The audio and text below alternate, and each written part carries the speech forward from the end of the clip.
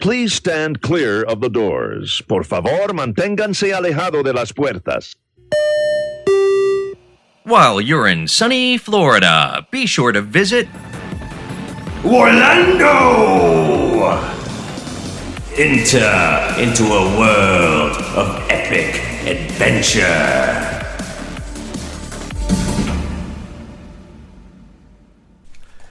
I think I can bring my KO back to the next tournament.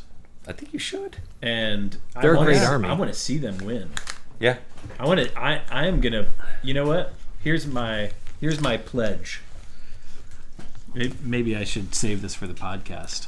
We are podcasting right now, so We are podcasting. Yeah. At this moment in At this time. moment, we Yeah, are. I but you're like. so far away. I know. What Here do they comes. call that in TV shows? It's a cold open. Cold open. Cold This open. is it We're right doing here. we're doing a cold open. We're going to continue doing cold opens where I just like start recording mid conversation. Oh my. And not let us know about it. No, Right. no, not even like just now. I didn't even tell you. Yeah. I just started turning everything on. So here's my pledge. Okay.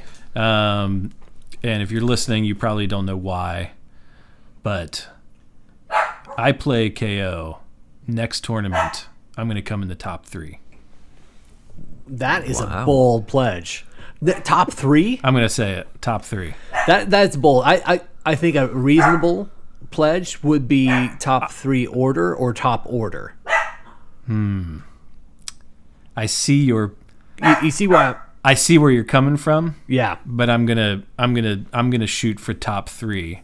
He said it. I'm probably gonna come 3rd. He said it. You're going 3rd. I'm gonna guess I'm coming 3rd. I know. I've seen you play. I know you can do it. I just need to, and what I've been talking about that you may not have been recording.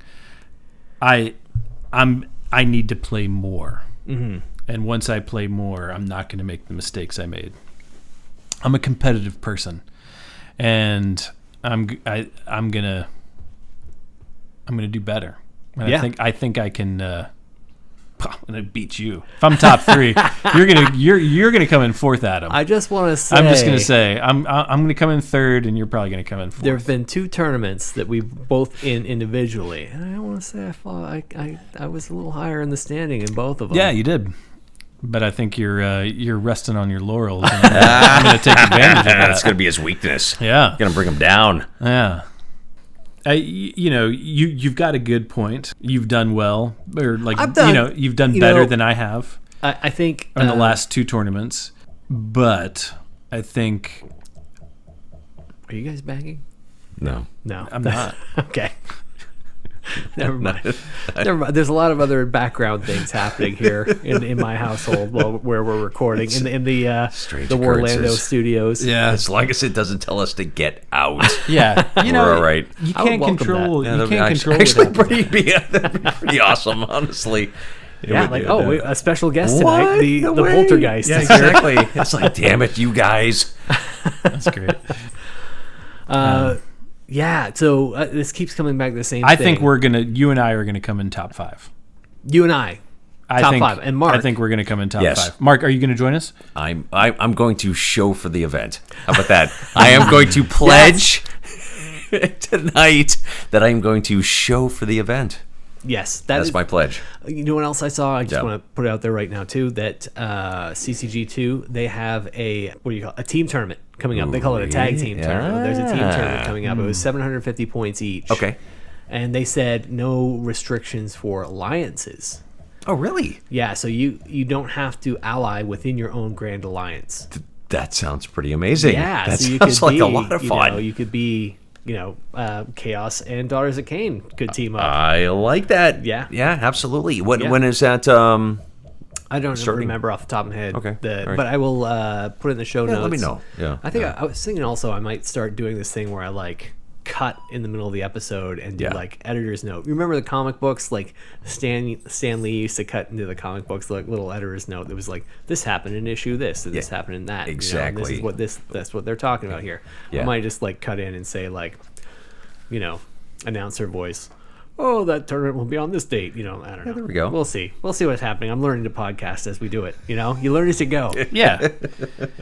Yeah. So, hey, welcome to WARlando. Welcome. Hey, welcome. We are WARlando. My name is Adam. And with me tonight is Nicholas. and Mark. yeah, we are the three WARlandos. We are the three WARlandos. So tonight we are going to talk about, among many other things, we're going to talk about Shyish, the realm of death. Oh, this one I like. It's like you gotta see with like the death rattle, your last dying breath. Haley, my wonderful wife, was just telling me that there's going to be a new bar downtown Orlando that's a Halloween themed bar. So it sounds like they're actually going to invest. It's the same people that opened the Joystick Bar downtown, so it's going to be like really themed.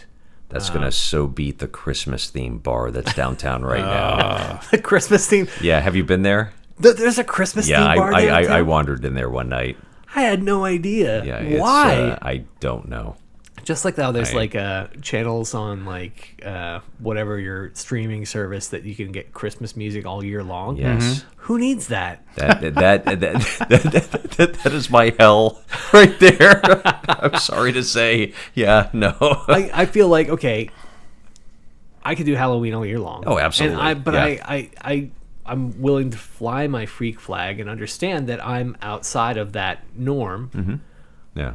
That being said, I feel like someone that's Christmas all year long is way bigger of a freak than someone that's Halloween all year long. That's how we feel. That's got to be because Nicholas, I mean, like Mark and I are definitely more in that Halloween spectrum, a little bit more. Yeah. But what about? I mean, you think you could go Christmas? Like if Christmas was a 365. I was just actually talking to my wife about this morning, I think, in that. Okay, so we just got Universal passes maybe a month ago, maybe a month and a half. Universal Studios, a popular attraction here in town. Yeah. And we had, we have a daughter, and we'd been doing Walt Disney World, passes for the last few years. Also somewhat popular. Yeah, a little bit. Some people know about that.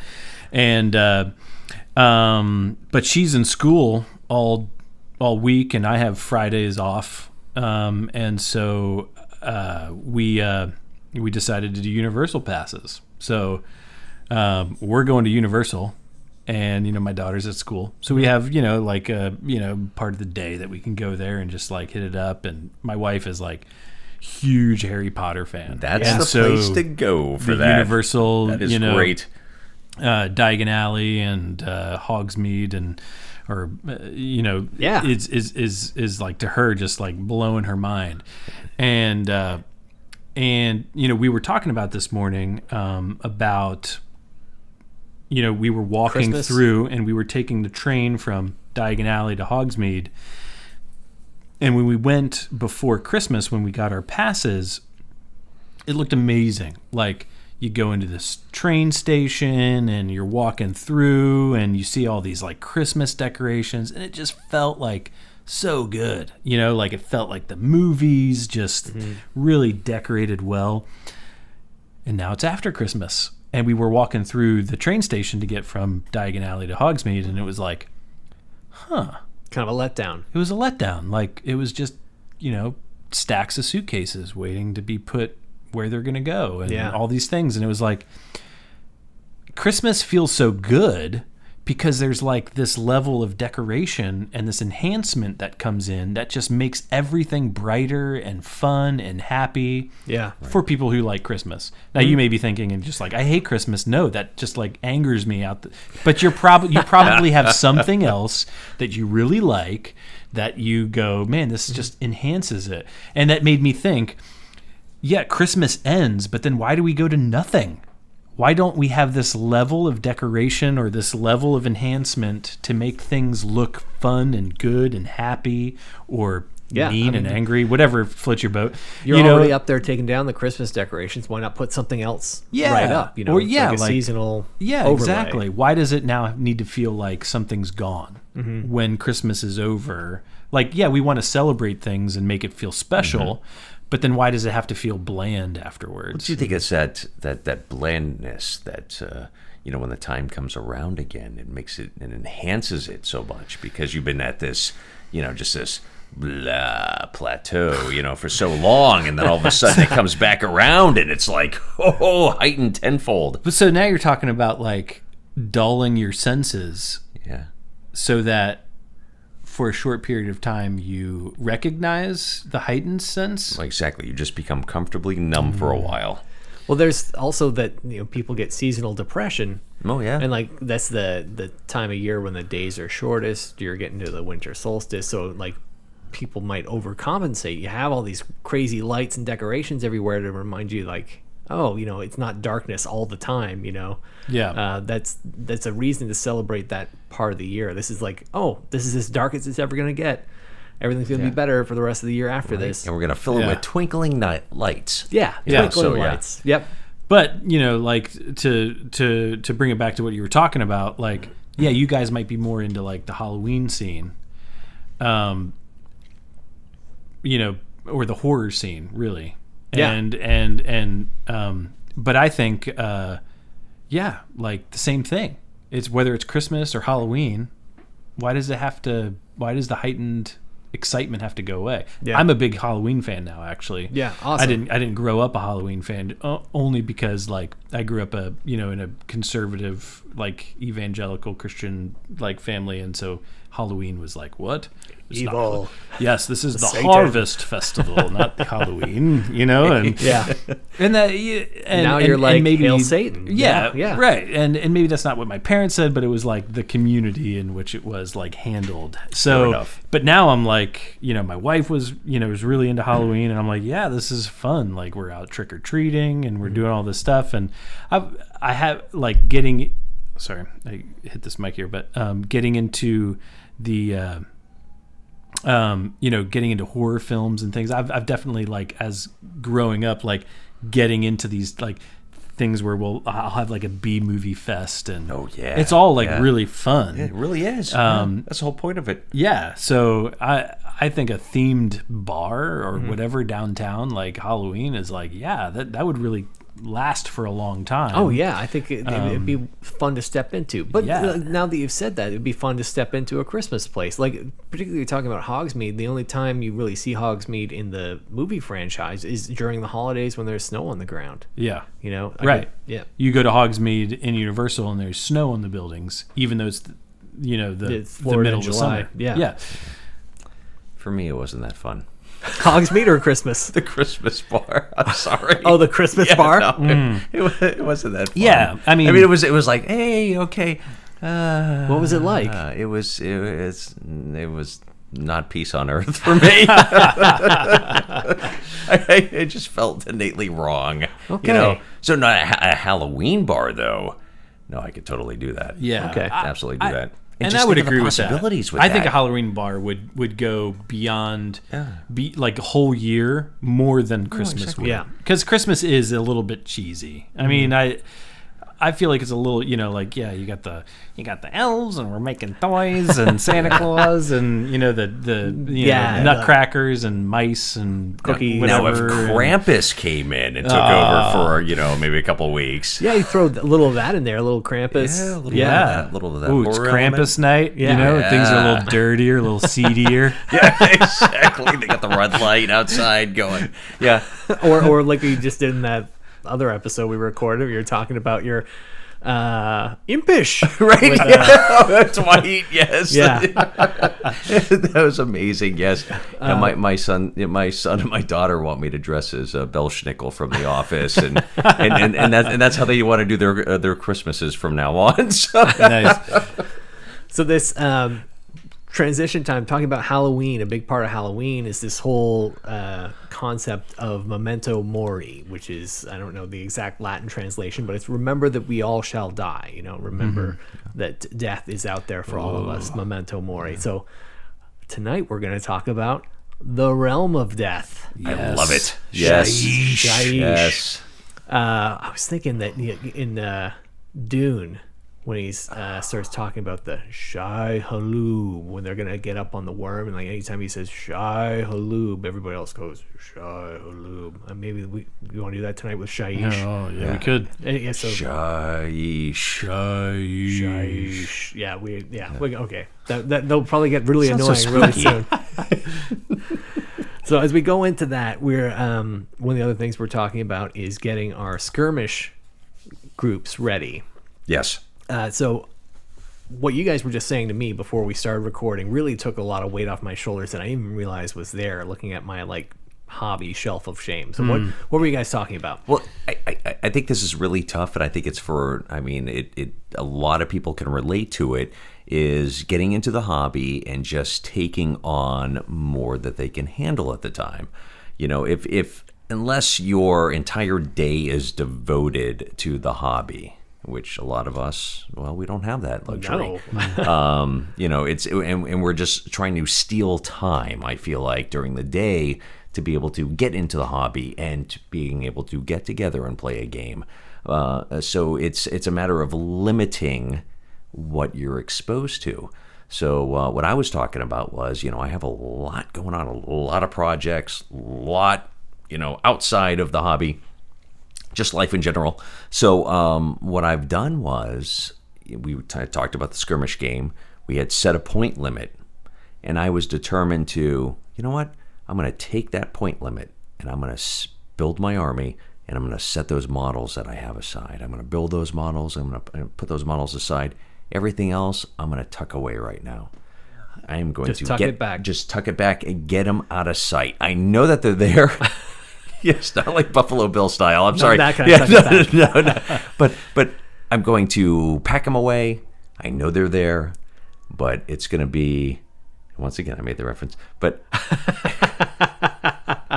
I know it's back there. I know it's back there. I know it's there. But I can't But see up it. front, I can't see it. And therefore, it's not a concern. Yeah. And I feel like a different person because of it. Yeah, you've got... Yeah. I'm a totally different person right now. Would you skirmish me? I'd skirmish me. You're so fortunate you have a full-size mirror in this room right now. Yeah. So that idea just took a weight off my shoulders. Now I'm going to just focus on picking out a few of my favorite models that I think will fill out a 250 point. We're talking 250 point skirmish. Mm-hmm. Yep. 250 point skirmish. I'm going to pick that out. Nicholas, what about you? Do you have your 250 points already identified? For our new skirmish campaign. For our new skirmish campaign. I don't think so. Not quite yet. I have a full painted army for KO now, which easily I could take 250 points and create like a skirmish army with that. Yeah. But I definitely want to identify maybe not KO. Mm-hmm. Maybe I want to paint something new for this skirmish campaign, but I'm not sure yet. Yeah. I haven't quite fully identified exactly what I want to play. Are you thinking Night Hunt? That's why I was asking, because I have a Death Army, but I don't have a Night Hunt army. Right, and I have a Night Hunt army, but they're both in the Death faction. What were you going to do, Mark? Well, chaos. I'm not saying. Okay, so it's chaos of some sort. It's definitely a chaos branch. Okay, fine, you know me. We already established you don't have any other Warhammer models other than true. chaos. No, everything. Well, they keep putting out so many cool ones. They do, and I was like, maybe I'll try. Oh no, gotta have this now. Yeah, so I did just pick up the new Gloomspite Glitz. I thought we agreed. We finally settled on what they were actually called at the end of the last. The Gits. The Gits. Yes, the Gits. Please listen to the last episode if you want to. Oh my God, we had so much trouble. I can't believe we talked for 2 hours before we finally said it wrong. Wait, it's shit. Gits. You know what? Gits. What the hell? Whatever. Because it was like an epiphany. It was like it was like not even epiphany. It was just like all of a sudden I was like, wait, what? We've been saying that That's wrong.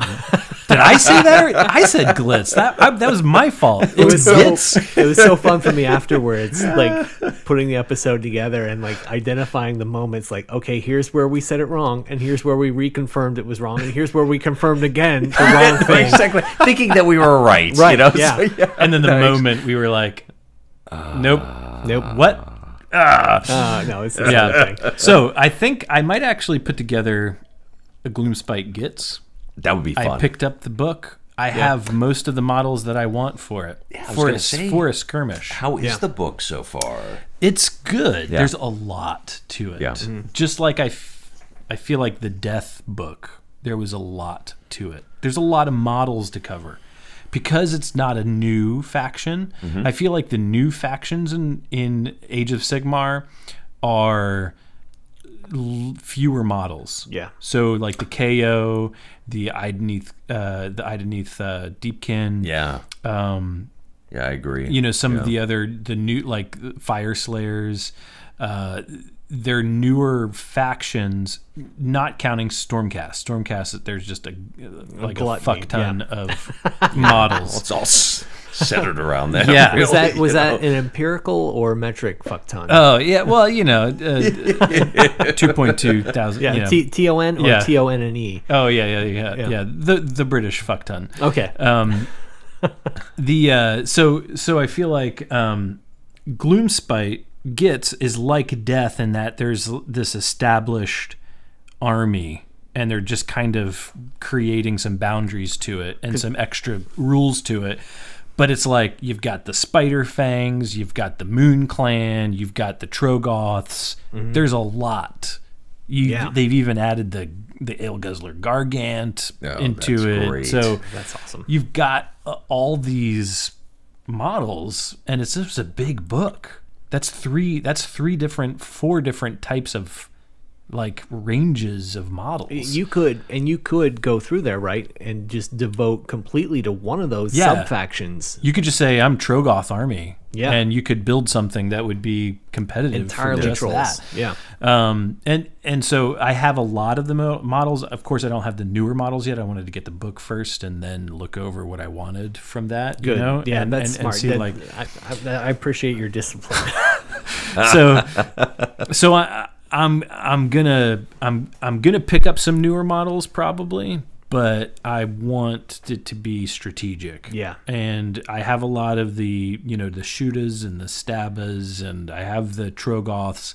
I have a lot of Reaper Trogoths. Yeah. I don't have a lot of Warhammer. I have a few Warhammer or GW Trogoths, but I have a lot of Reaper Trogoths, and I have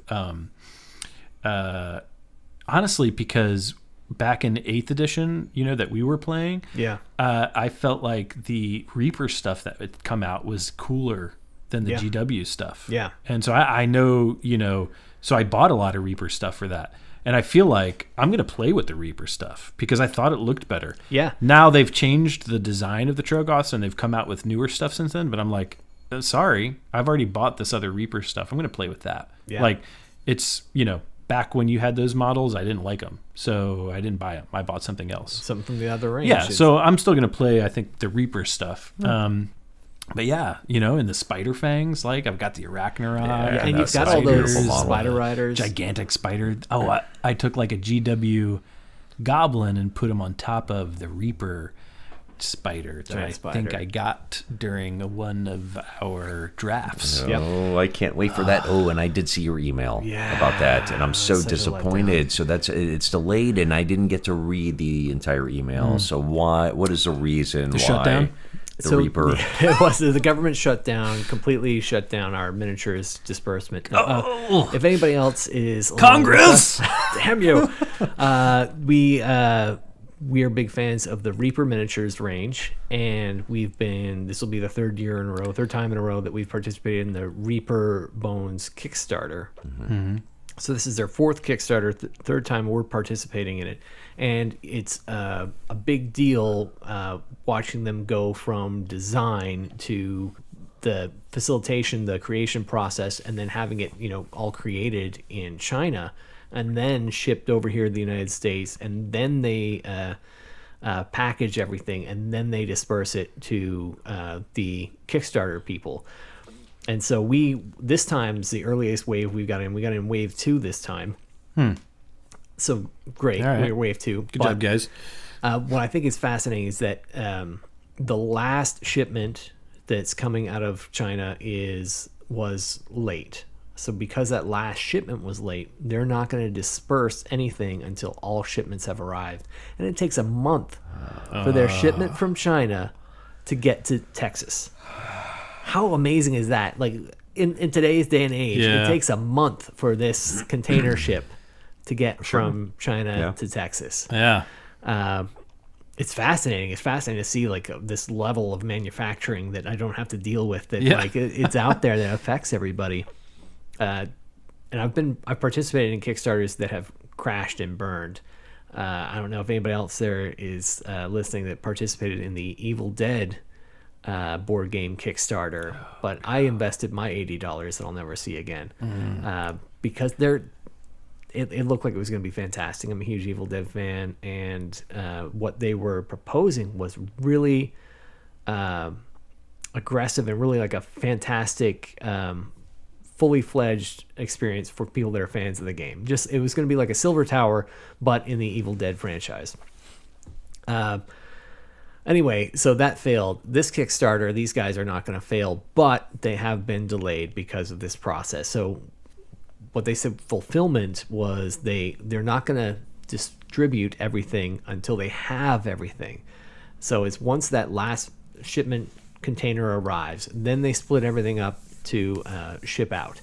So now we're looking at 1st of March is when they're expecting that last container. So it's probably, even though they were talking about February disbursement, now it's looking like it's going to be a mid to late March before they start shipping out this Kickstarter. Yeah. All right. Yeah, that was a long-winded way to get there. So to say late March. Yeah. It's disappointing, but What are you going to Yeah. do? whatever. But that talking about the Kickstarter, there's all those mushroom people that are in the Kickstarter. I know. Fit right in with your gloom spike glitz. I know. Yep. So anyway, I think that's what's going to be my my skirmish army. I like so that. Yeah. do your night haunt. I think I will do Night Hunt then. Do your chaos, Yeah. and I'll do my my gits. Yeah, I like Kids. it. Yeah. All right. All right, so that's it. We're going to get to work on our 250-point skirmish army. Yep. I got mine picked out and been working on it. Oh, Worked on it awesome. actually and some it's a today. surprise, too. Yeah. You're not going to let us know, even though like you know what we're doing. I'm But sure you you know know. what? You've got like big factions, and I've Yeah, got different I stuff. got a big Exactly. faction. Yeah. Yeah. Back your faction off. Other than that, you guys been working anything hobby-wise? No, I've just been trying to like dive into this Gloomspite Gits and just wrap my head around everything that I'm reading in that book and just trying to figure out which direction to go in because Yeah. there's so many directions to go in. So I've just been trying to figure out there, like, you know, like, and then so there's that. I've been trying to just figure out like so many directions to go in. Which direction do I want to go in? I'm feeling Spider Fang direction, just because I love the spiders. The Arachnarok. Yeah, that model is just so awesome. That's a beautiful one. And then the tiny spiders, and then that Reaper model that I have with the gigantic. Yeah, it's my gigantic spider. I don't feel like the gigantic spider is only a hero. The gigantic spider hero is only 6 wound hero. So really, what that means is they took a 4 wound goblin hero and they made him a 6 wound goblin hero with the gigantic spider. I don't like that. I don't think they balanced that well. Yeah, because the that's kind of a spider is letdown. multiple times the size of that goblin. Why is it only an extra 2 wounds? What's a vampire lord? Oh geez, off the top of my head, I don't know, but Yeah, the no- vampire lord I think might be 5 wounds, maybe. Yeah.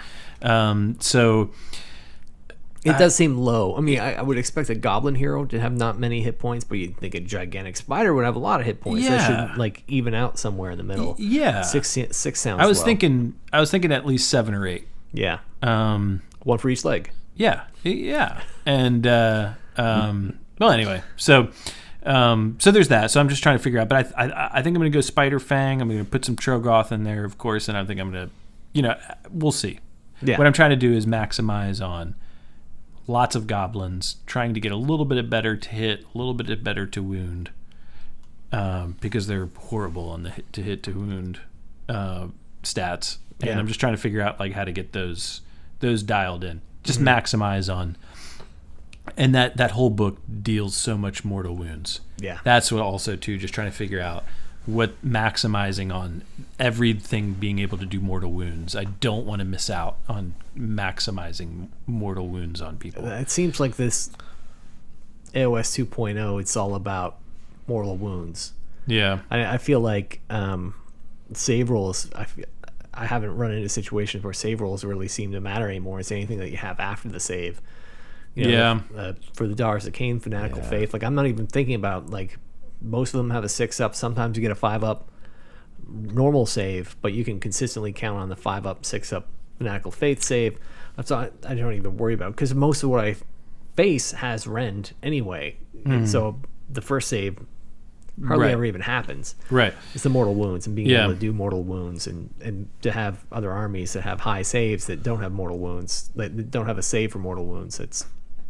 You gotta get those mortal wounds. Yeah. It's all mortal wounds these days. Yeah. You ever see Fletch? You know the movie Fletch? Yeah.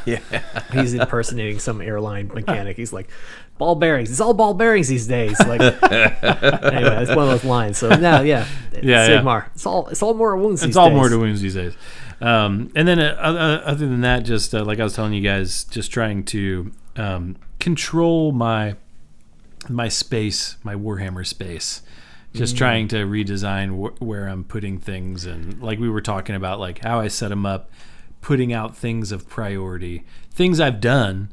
I'm really all about right now, like display the stuff that you've painted and that you've built, You and need put to it do that. put it in places that you can admire it, and excite yourself about what you've done, because that only gets you excited about continuing it. So don't just paint the models and put them away in a shelf that you can't see, or like a drawer or a box. Like get it out there. Get the stuff you've painted on the shelf that you can see and in your walking, path. Yeah. And, anyway, so, just designing that space and just trying to maximize on, where I put stuff in my hobby space. It's important to be what's that show right now with the Marie Kondo. Yeah, about like get rid of everything if it doesn't give you joy. Yes. Yeah. All Warhammer stuff gives me joy. Yes, yeah. So don't get rid of anything Warhammer. Don't give me, no. I feel like from like Fifth Element, like that guy. Yeah. Ruby Rod. Yeah. What about you, Mark? What have you been doing? Well, I've been working on the warband for our skirmish campaign. So you've been working. You've got your secret project. No, I got it going on. So I picked my 250 points, set them aside. So I'm really focusing. And is it new stuff? I'm bringing some back out that I haven't that I was working on before. Nice. Put it aside, and then I was like, you know what? Let's bring this out. I'm excited. There's a lot of stuff that you finish used to play with that I haven't seen in a long time. So yeah. So this is one that I've been wanting to use. There was one actual specific character, I'll say, that I've been wanting to use because I thought it would be good in a skirmish campaign. So Gotcha. we're going to bring him out and see what it does. Ooh, Tim. Oh, Tim the Enchanter. Tim. Yeah, Tim's been put away, but man, he's still put away. But he might have to make a. It would be great to see Tim the would love to Enchanter see back Tim. on the table. Yeah, His that was fun. His rabbit familiar. Yeah, that was great. He's got huge fangs. And he can leap. Big teeth. Rip your head off. Yeah. Oh, which I hear is on Netflix right now. Oh yeah, it is. Yep. It is. Yeah. So everyone must see that. We don't even say the title of the movie. Only the people that are in the know should deserve to know the title of the movie. Exactly. And if not, scour Netflix, watch everything until you find out about Tim and a rabbit. Also, I believe our local cinema house, Enzion, is doing that too. Oh, really? I believe at the end of the month. So sometime soon, they're going to be doing that'd be a fun night. as part of their cult classic Nice. nights. I did actually see it in the theater one time. This was when I was a kid. The first time I saw Monty Python was in a redistribution theater. just gave it away. I just gave it away. I didn't say the Way title to of the go. movie. Way to go. So You like I narrowed you've it down. ruined Christmas. Oh, damn it. I ruined it. No, man, we're back to Christmas again. I ruined Christmas. We're not in the Christmas bar when I ruin Christmas. But no, the Christmas bar ruins Christmas. Speaking of bar, we're all drinking drinks tonight. yeah, what are we drinking? We're drinking some Dead Guy. Dead Guy, Rogue Dead Guy. Exactly. Why? Well, I thought, what better beer to drink if we were talking about Shyish. And I picked up another, and I said I would get this last episode, and we were talking about old Rasputin. Ooh. And I was thinking, who would make an awesome necromancer in the realm of Shyish? I think it would be this guy right here. Rasputin. Yeah, Rasputin. not the dead guy, but the old Rasputin. Yep. Yep. He probably, like, in the real world, he was a necromancer. Yeah, pretty much so. Yeah. And he probably would have aligned with Nagash. Oh, absolutely. I Yeah. can see him signing up right away. Yeah. All right. Yeah. I'm gonna identify a model, and I'm gonna mod it for. Oh, you need Rasputin. to do that. That's Yeah. awesome. That is awesome. That's a great idea. Do that. All right. That's my ulterior hobby requirement. Okay. I like that. For next time. Like different tournaments, they do like a I think PACA, the WAPACA tournament, which I think is happening right now because we're recording this late January. I think it's happening around now, which is such a fascinating thing. If you haven't heard of it, check out the Point Hammered podcast. They talk about it, the WAPACA tournament up there in some of those northern places. I don't care. We're in Florida, someplace with snow. No, exactly. But they do great coverage on that. Oh so, man, yeah. they do, and that tournament sounds like just an insane Oh, weekend. absolutely. But yeah, they do things like that where they have a man of mystery kind of thing where you have like a specific model that's set aside in your army that's supposed to fulfill a specific role that has nothing to do with what your army does. It's just part of the tournament. So like, I like that. All right, so you do Rasputin. All right. I'll do Tim, the Enchanter. Tim the Yes. Enchanter. Okay, and Adam, what are you going to do? Man, I got ghosts. I don't know. I painted this. I've already done it, so it might not count. But I've got this Casper that I just painted. I like it. Yes. All right. Yeah. Or I might do. I've got all these little guys with pumpkin heads. I might do like a little like pumpkin head guy. Something like that. You could do Jack. I could do like a Jack. Well, I don't want to do That's Nightmare too, Before like- Christmas. Pop. Back to fucking Christmas. Christmas again. Can't get away from it. I'll think of something, and I'll try and make it something interesting that I haven't already done. I'll do something new because I really like that Casper model I painted. It's from another Reaper one. That's this little like ghost. It's like an evil Casper with chains on his He's wrists. awesome. Yeah. All right. I'll find something good. Okay. So, why don't we take a break? Right? Because we're all out of beer. What? I know. And then we'll take a break, and then we will dive into the realm of death. Shyish.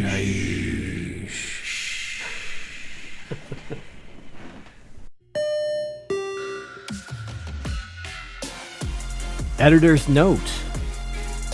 Campus Cards and Games, also known as CCG2, has their tag team tournament coming up in Orlando, Florida on this coming Saturday, March 2nd.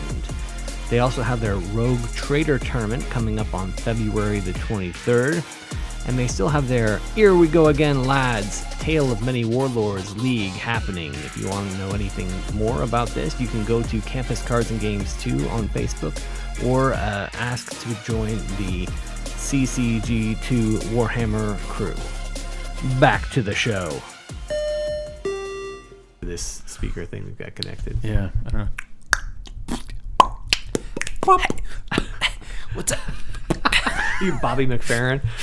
Don't worry. I'm just gonna try to pop as much as I can now. Well, Pop. pop. What is that? It's from That's, Community. Community. Yeah. Yeah. So you guys know I'm recording. Damn it. Recording for a little Doing that while. again? Oh, bloody hell. Okay, All so right. we're back from our break. We've got more beer. What are we drinking now? Old Rasputin. Old Rasputin. Rasputin. You guys Hellboy fans? Oh, yes, big time. I'm not at all excited about the new movie. Not even a little. Yeah. But the original film, Oh, I loved it. Love. Loved it. What yeah. movie? Hellboy. Hellboy. Oh. Yeah. You said you didn't like the first movies? No, I loved. Yeah. I loved the first. I one. liked Ron Perlman. He was. He was great. great. Yeah. And he's Absolutely still incredible. a great actor and totally. totally capable of yeah. jumping Yeah. back into the role. I don't know why they need they've got it. Well, It's like a reboot instead Yeah. of it being a sequel. Why not just do a sequel? Everybody's available. Everybody's Yeah. still active. It hasn't been that long, has it? Was it I didn't feel like 2006? I mean, I guess that was Yeah, but I mean, 13 years ago. Jesus. what? 2006 was 13 years ago. It's like I'm constantly being slapped in the Yeah. face by Father Time. Right, exactly. In 2006, I was just like, yesterday. Never mind. Pretty much. I don't know if there's younger people listening to this, but pretty much anything after college feels like yesterday. Yeah. Like just yesterday. Yeah. Yeah.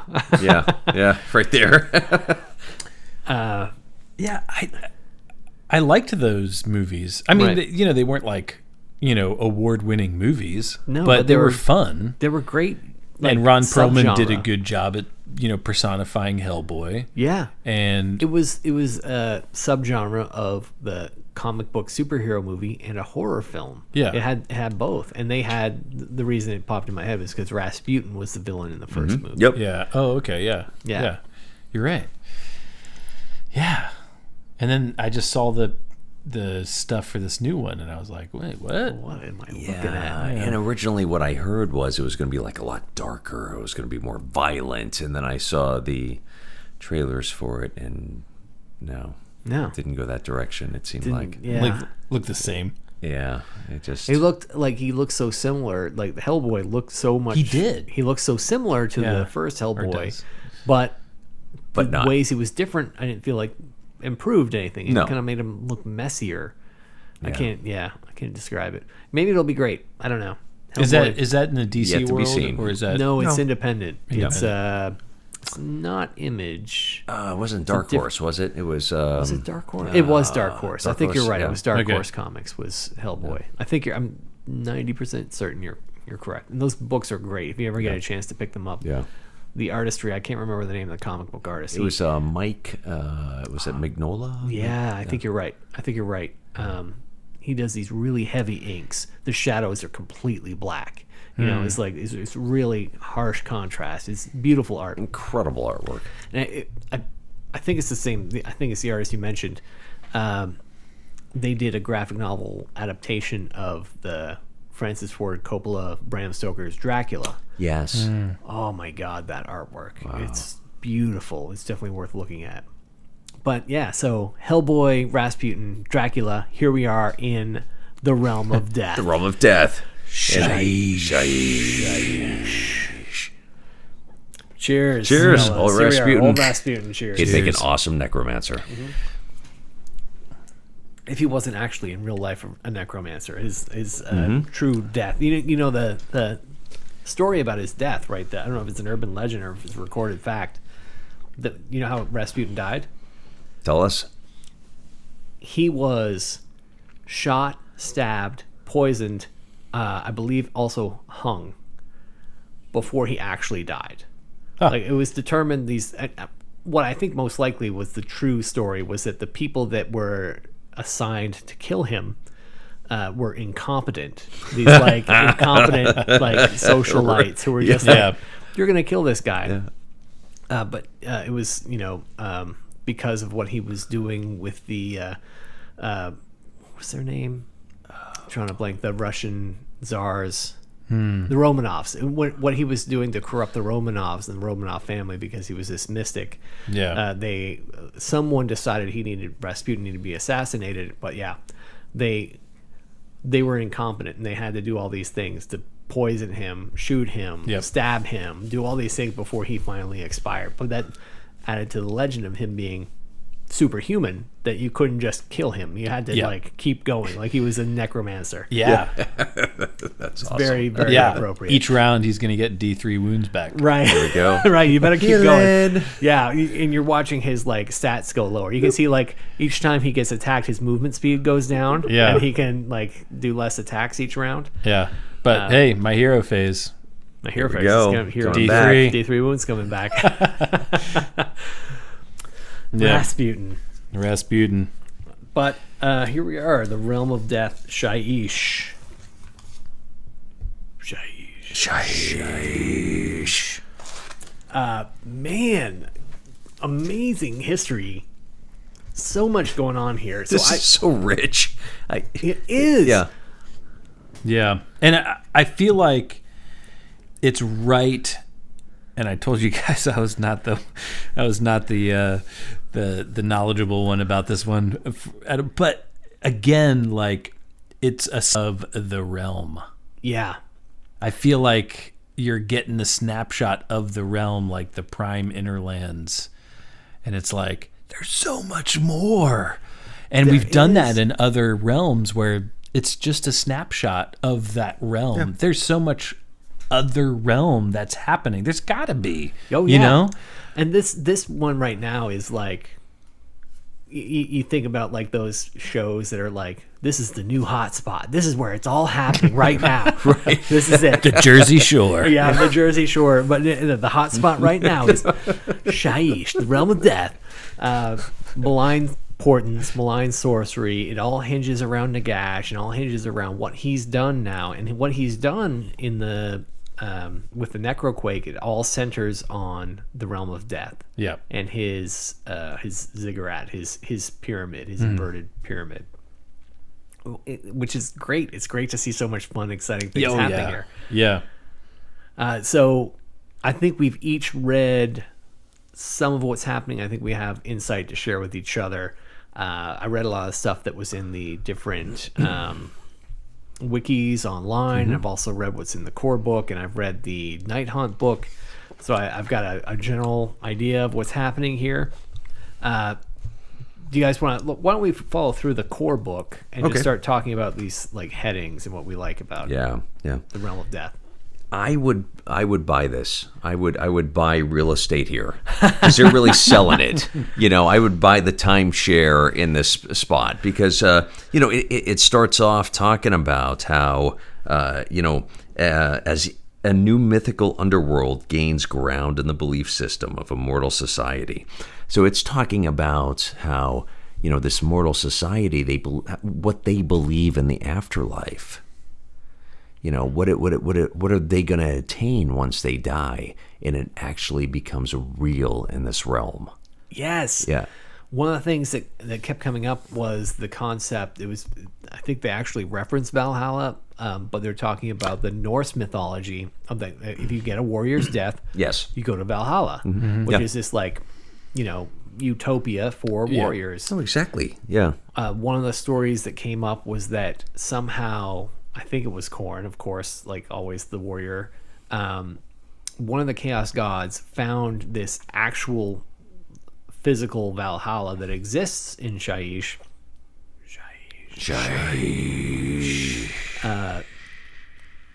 Khorne invaded it. I think it was Khorne. Somebody invaded it. No, it was Khorne. Yeah. It was Khorne. Yeah. Invaded this like Valhalla and like trashed it. And so now these people that like are supposed to have their like warriors retirement, instead they're like called back to war again. So it's all these like ghosts of these amazing heroes that are constantly in conflict with Khorne demons. Yeah. They're just like, and they just loving it. They're like, "Yay, here we are. We're fighting again. So, here we go, back at it." Yeah. But that thought of like these potential afterlives being actualized in a physical realm, that's very kind of mystical, pseudoscience, a really interesting concept. Yeah, it's selling this. It's like, hey, what was your goal? What was your purpose in life? And a lot of times, you think your mortal life is, what are you going to attain in the afterlife? And this is a realization of it. Mm-hmm. This reminds me very much of like one of my favorite authors, Neil Gaiman. And one of his books, American Gods, and they got the show on was it Showtime or something like that? Yeah, or AMC. No, is that damn it, Cinemax? No, it's not one of those. I can't think of it. Anyway, is that still a thing? Annie Network. It's an entertainment. No, it's not. I don't know. Annie. I don't watch cable. No. If it's not on Netflix, I don't know what it is. Yeah, Netflix, Hulu, HBO, Stars. Yeah, Stars. That's it. Stars. stars. You said Stars. it. It's stars. Hey! All right, let's drink. Cheers. Here's the stars. The stars next word. Anyway. 3 seasons of Evil Dead. Action versus Evil Dead. Thank you, stars. No. But the book is amazing. But the general concept is it's about these, the gods over the course of humanity. The Greek gods, right? It's focusing more on the Norse gods, Norse but gods. they do bring other gods into it from other pantheons. But it's all about the followers. How strong is their belief in these gods, and that belief brings them power. And I feel this realm is very much like that. It's like how strong is their belief, and the strength of that belief brings about these new realms that are being created on Shyish. Yeah, the Dungeons and Dragons Avatar trilogy that came out in the early 90s, which I loved. I was so into at the time. Their pantheon of Dungeons and Dragons gods for the Forgotten Realms, they worked on the same system. The more followers a god had, the more powerful that god was. And so they were constantly trying to usurp each other's followers and make each other look bad, or trying to steal those followers for themselves so they would become more powerful. I love that idea that the belief system makes that god more powerful. Because without it, they cease to exist. They cease to exist. They are nothing. How often do we talk about Zeus anymore? It's not often that he comes up in conversation. Right. Talk about it all the time, actually. Guys don't listen to me. Yeah, his little power bar just went up a little bit. He's like, ding, yeah, I got a follower out there. yeah. Followed by 1. It's like being a podcaster. And then you realize you followed yourself. Yep. Like, oh man. Oh, damn it. I thought I had another follower. WARlando just liked WARlando's post. Oh man. Check out my Patreon. Oh man. Wait a minute, that's me. I'm paying. That's where my $1 is coming out of my bank account every month. Yeah, Zeus and Zoroaster and Odin, they're all looking for their Patreon account. exactly it. Keep them in Odin's business. probably gotten a little bit of bump, with Thor and the Thor, The whole Marvel. the Marvel MCU. Like, I've heard more about Odin's son and Odin. Yeah. Yeah. It used to be all about the Greeks, Yeah. the Roman gods. Right. No, nobody talks about them. It's all Norse. Right. these Exactly. days. Right. There's all- some little book series, right, that was like something, and the lightning. Oh yeah. Percy Jackson. Percy Jackson. Yeah. Percy. Yeah, that series. Peter. That was I kind all. of that like was Peter all. Jackson. That would make a totally different spin on the whole series. He's taking breaks from directing movies to go fight evil gods. Right. I could see that. Oh, wow. Yep. I just watched.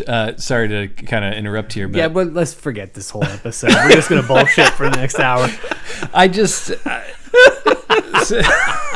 So like, you see movies come and go. You see the previews, and you're like, what is that? I don't know. Anyway, but once it comes out to stream, you're like, okay, I'll give it a shot. And so we watched this Guardians of Ga'Hoole.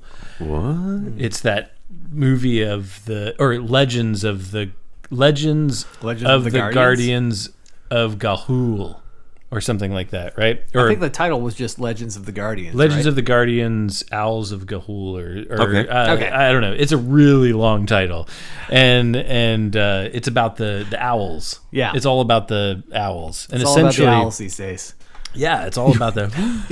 And anyway, so of course, my daughter she watches this, and she's watched it 4 times already. She is, but when I watch it, I'm like, this is Lord of the Rings in owl form Yeah. for kids. Finally, the owls got their own. Yeah, finally the owls get their own piece. It's long. But honestly, it's like I'm watching it, and of course, Hugo. Hugo Weaving, Yeah, the is Agent Smith. yeah. Yeah. But in Lord of the Rings, he's he's Elrond. Elrond, yeah. And so he plays 2 people in this movie, 2 different characters. Sam Neill from Jurassic Park. Oh, yeah, you know, Sam Neill. and he's in this as well. And there's other people.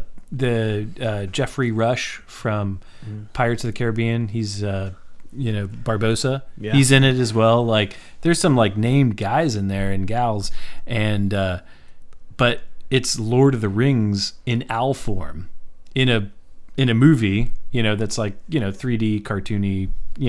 Whatever. But anyway, I saw that and I was like, that's Lord of the Rings for a kid. Yeah, that's awesome. Yeah.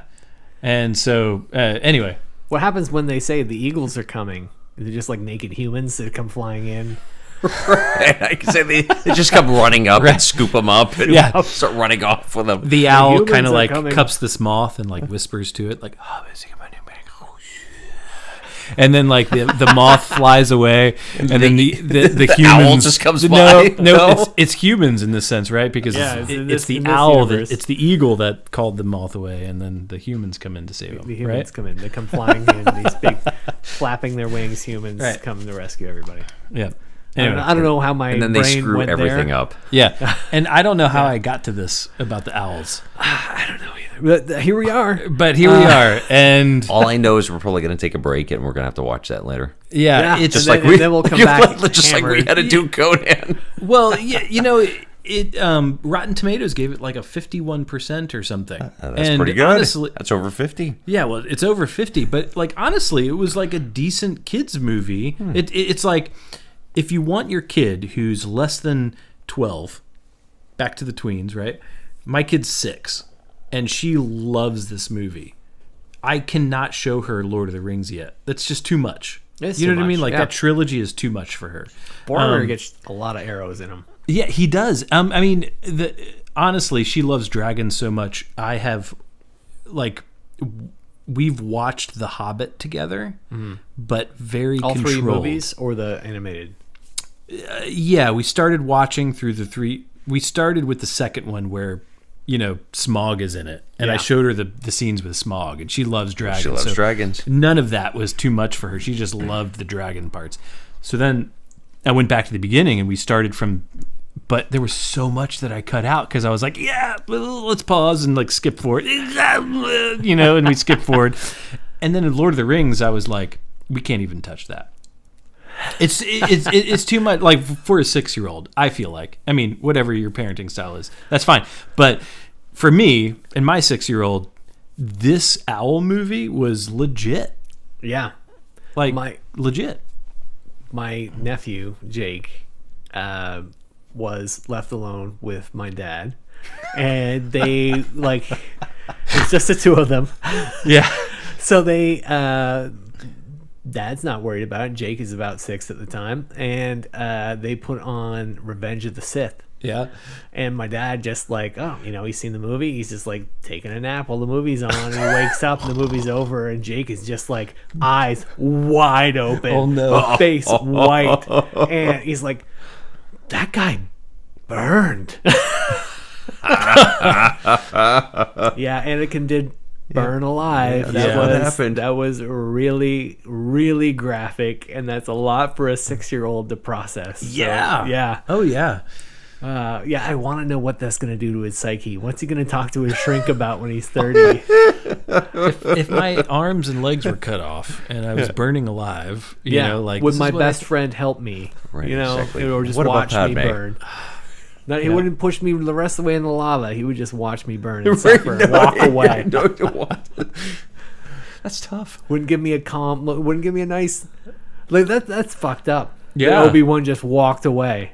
Well, I mean, Anakin was a bit of a douche. Well, yeah, he was one of the most. Not a bit of a douche. He was a big douche. He was one of the greatest traders in fantasy. And he warned him. Yeah, He warned him. yeah. But still, even if it was like one of you guys, and I fucking warned you, Adam. Yeah, I don't know if I would leave you to burn just alive. leave me like crying. Yeah, I And would. act- I would and, be like- like, okay, just let me, just shh. Yeah. I don't know. Stick a 2.5 sock in your limbs mouth cut and then off just and- throw you in the ship and take you back to hospice. Or like something. just like, hey, put me out of my misery. Take that lightsaber, put it in my ear. Let's just end it. Yeah. You know. Yeah. Nope, just left him there. I don't know if I could end it. You couldn't end it? Shouldn't you have done that? Like, if I was Obi-Wan. You don't think a sock in the mouth and take you back to ER? It's always a sock in the mouth. Just to walk away. Just to stop you from whining and complaining. There was a lot of whining and complaining There with was. Anakin. It was Anakin. Like, sock in the mouth, take him to ER. There wasn't enough socks in the galaxy to shut him up. I like controversy. Yeah. So one of the things I just want to throw out there into the controversial fandom is that when I rank Star Wars movies, it goes Empire, Rogue One, Revenge of the Sith. That's my top 3. I know that about you. I don't fully agree with you, but I No know one that should agree about with you. me. Yeah. No one should No. agree with me. It has nothing to do with what I think about the quality of the film. I have a filter. I can filter out the awful shit. And I think I don't know why that is. I think it's because I can look at the people that made the decision and think that was a bad decision. But then I look at the things they did right. I think, wow, they did that right. They nailed it. That's awesome. They nailed that. Nailed it.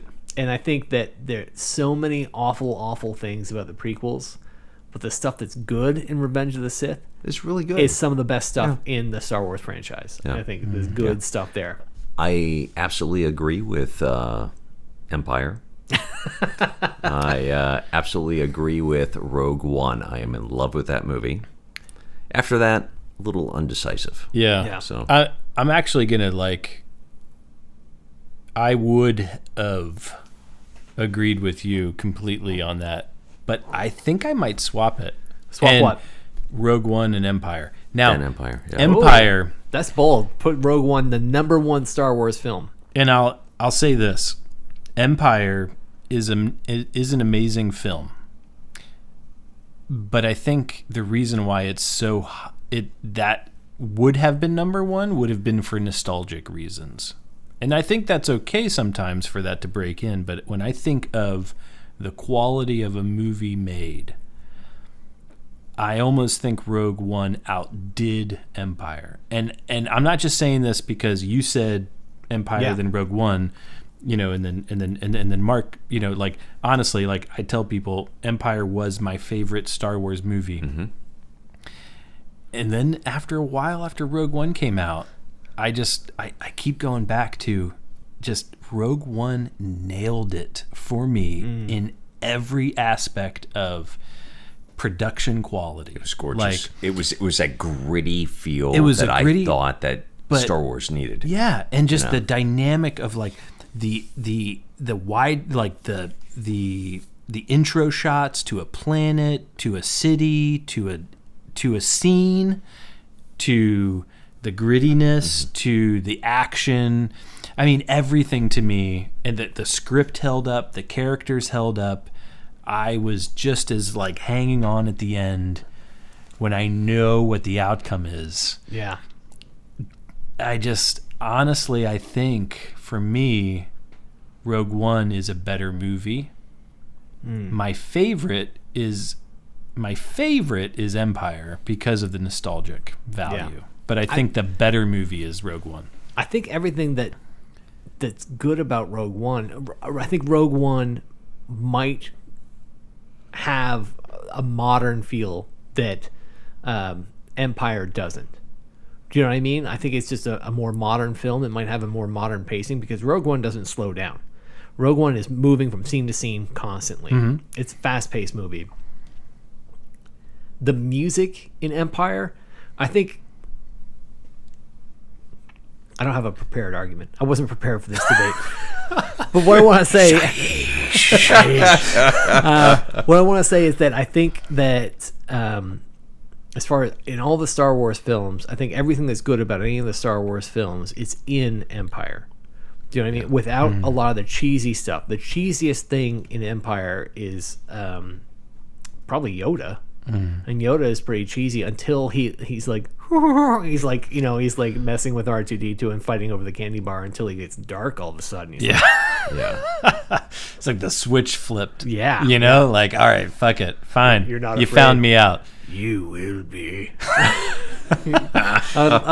Man, he is such an amazing character. But he's so silly Yeah. until he gets really dark, and that's the whole movie. It's Yeah. so silly and fun until it gets dark, and I think it's a world-class film. The score is John Williams at his very best. The Can't beat that. the space choreography with like the Millennium Falcon flying through the asteroids and like going into the meteor to hide, and Yeah. the I mean, score, a like, great movie.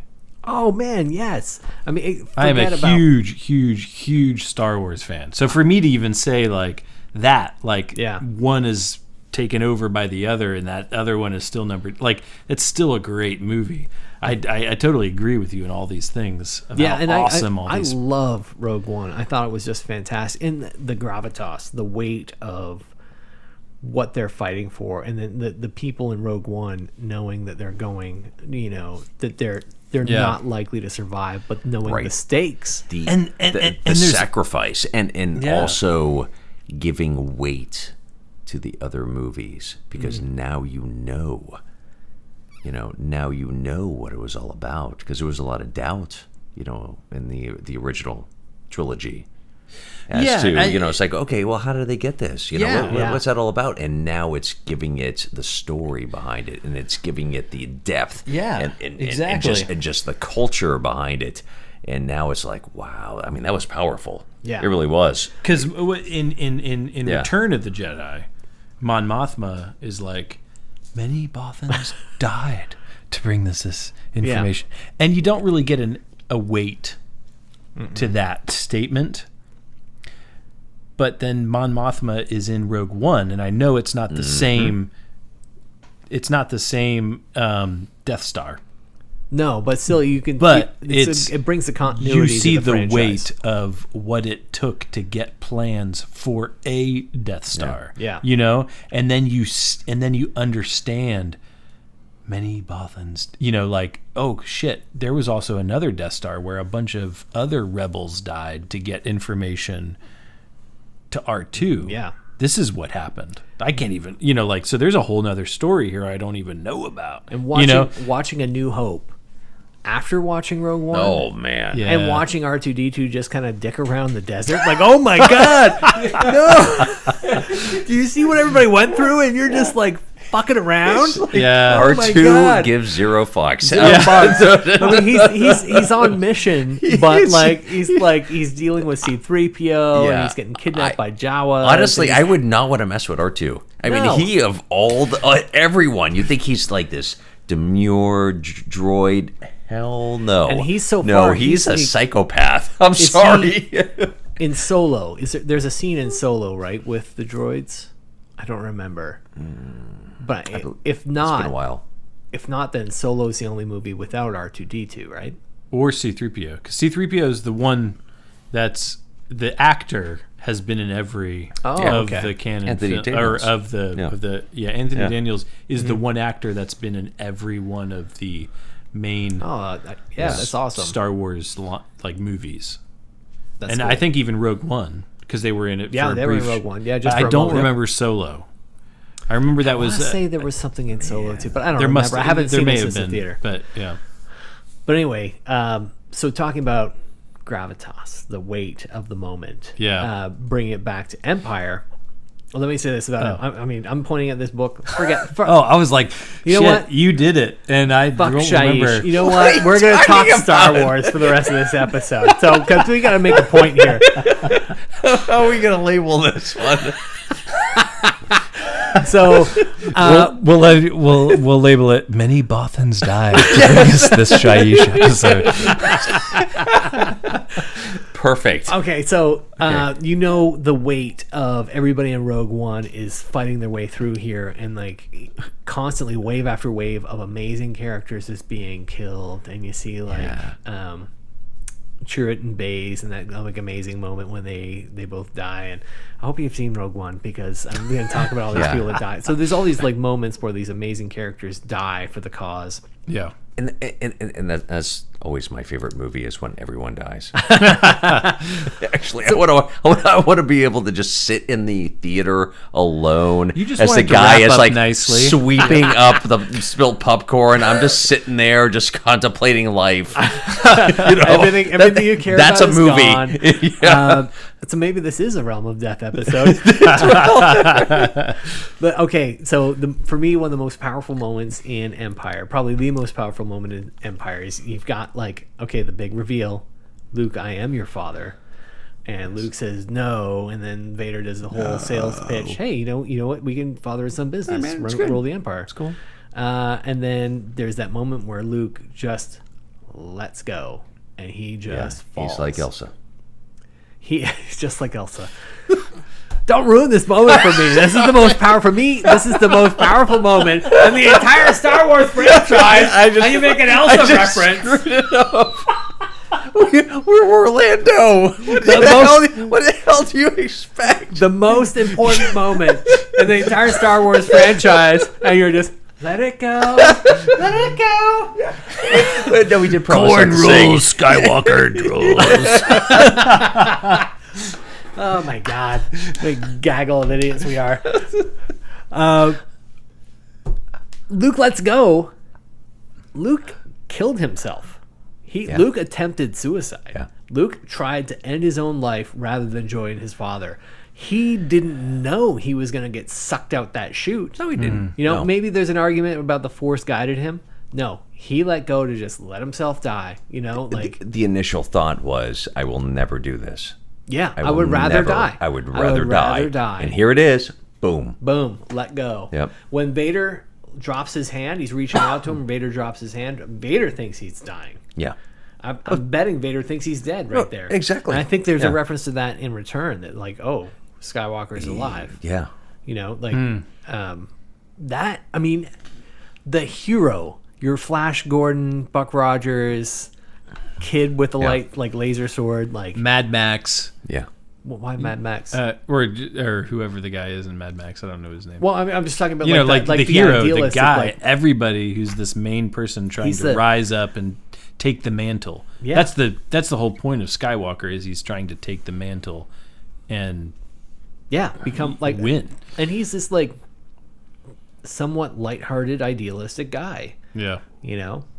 He's Conan, he's fighting for the anybody, greater good. any Well, I think Luke's hero. different. He's a hero, and he's on that hero's journey. But Luke is different in that he's not necessarily, he's definitely naive, but he's also idealistic, and he has this black and white view towards good and evil. Yeah. And then now all of a sudden he's slapped in the face with this, here's the most evil person in the universe. He was a good person. He was my father. He was a hero. He has a connection to that evil there. So what do I do? His entire reality is shattered in that moment. And his entire perspective of good and evil is just destroyed. Yeah. And that's another reason why it's so powerful when he shows up in when he shows up in Return and he's dressed in all black. Yeah. You know, there's this heavier thing that I don't think as a kid that I wasn't able to process. Yeah, you're right. As a kid, just here's Luke and he's controlled and he's solemn and he's decked in black. Yeah. And he's you're oh, is he turning into Darth Vader? It's no, you don't understand. You wouldn't understand that as a kid. Yeah. And even the way the movie is sold to most people, I don't think that weight is out there for people that aren't die. That the fact that maybe he has he's still battling this dark side, and he wasn't even aware. The first glimpse he has of this dark side is when he goes into that tunnel on Dagobah, and he faces that Vader, and he cuts the face off the helmet, and there's Luke's face, and he's "Oh, I could end up in Darth Vader helmet." Yeah, I mean, we should let this finish because this brings me to another thing, and this is going to take us down another rabbit trail, and it's a big rabbit trail. You know what? We're WARlando. We're not all Age of Sigmar, so you know what? Let's go down this rabbit hole. Let's see what happens. Open the door. I think you make great points. Thank you. It is. George Lucas is a great story writer. And I think that is a very good story. I think the Skywalker story is great. Like the Luke Skywalker story is great.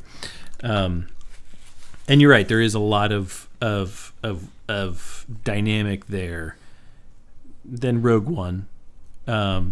Just talking about that Skywalker story and the darkness and the coming into Return of the Jedi and the sort of the journey that he takes from Empire.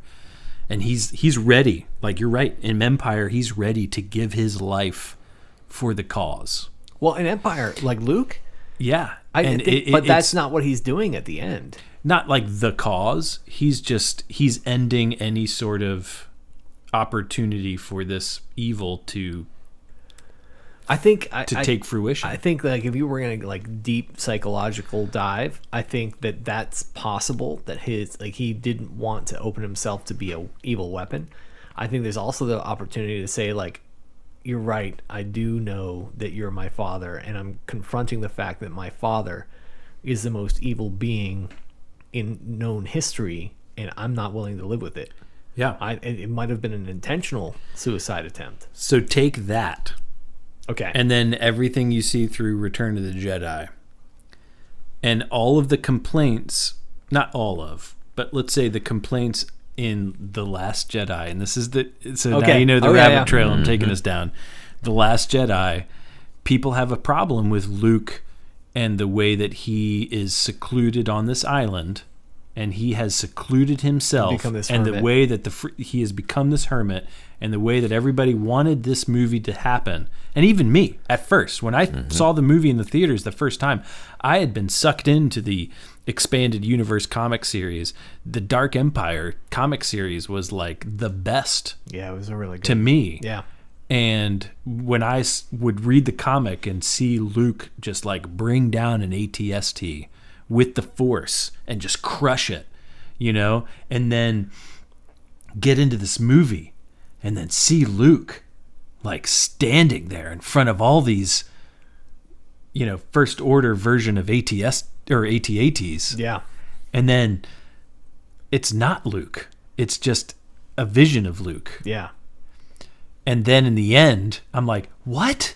Like, no. That was Luke. Like, that was what he was. Like, in the comics, he would have come out and crushed it all. And that's blah, definitely blah, what blah. Kylo Ren was expecting. Yeah, Kylo Ren was like, you're right.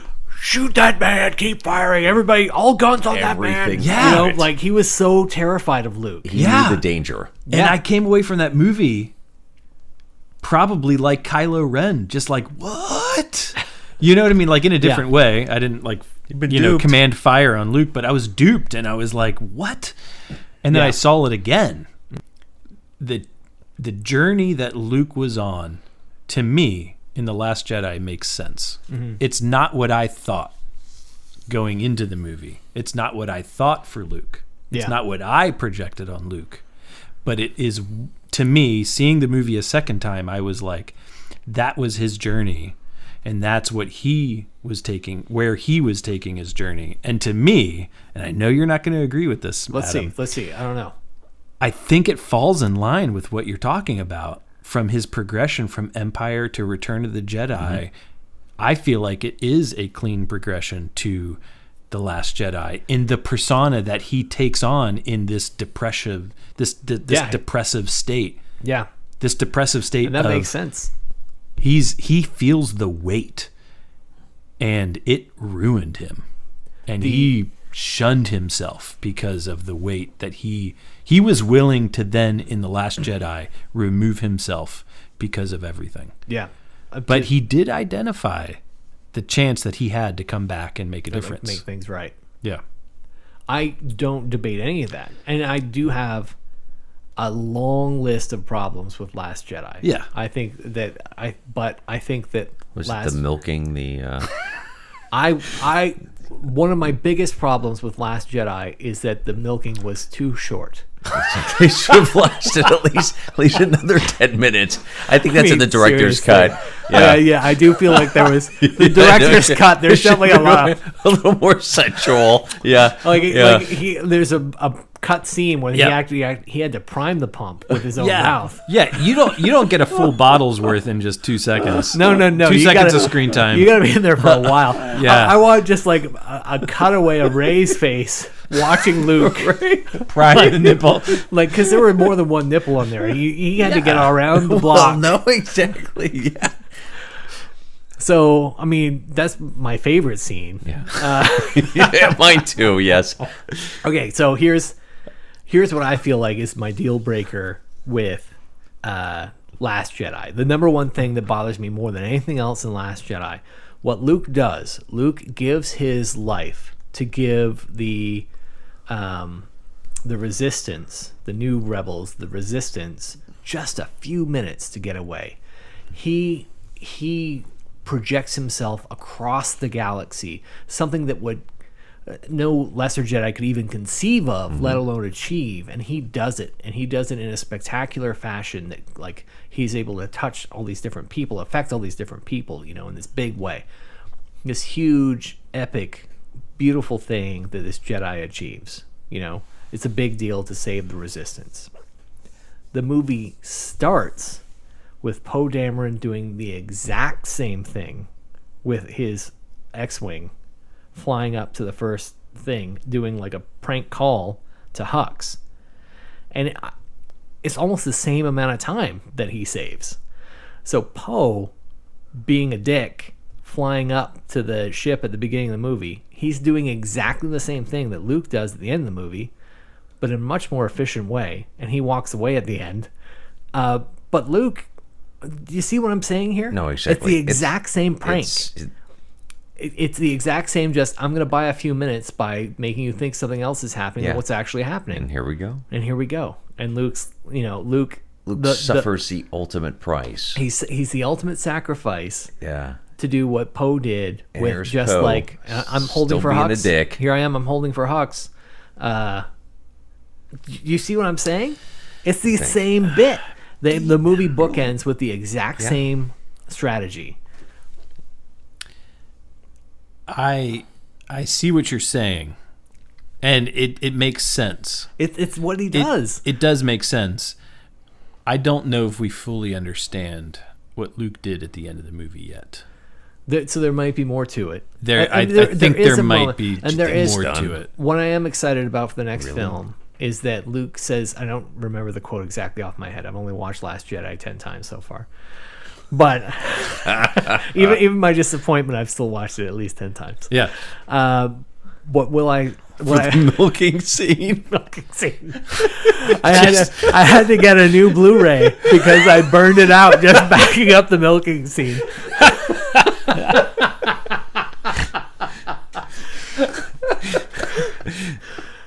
But no, he has this moment with Kylo Ren, and I really like the thought of like when Luke has Obi-Wan coming back to visit with him.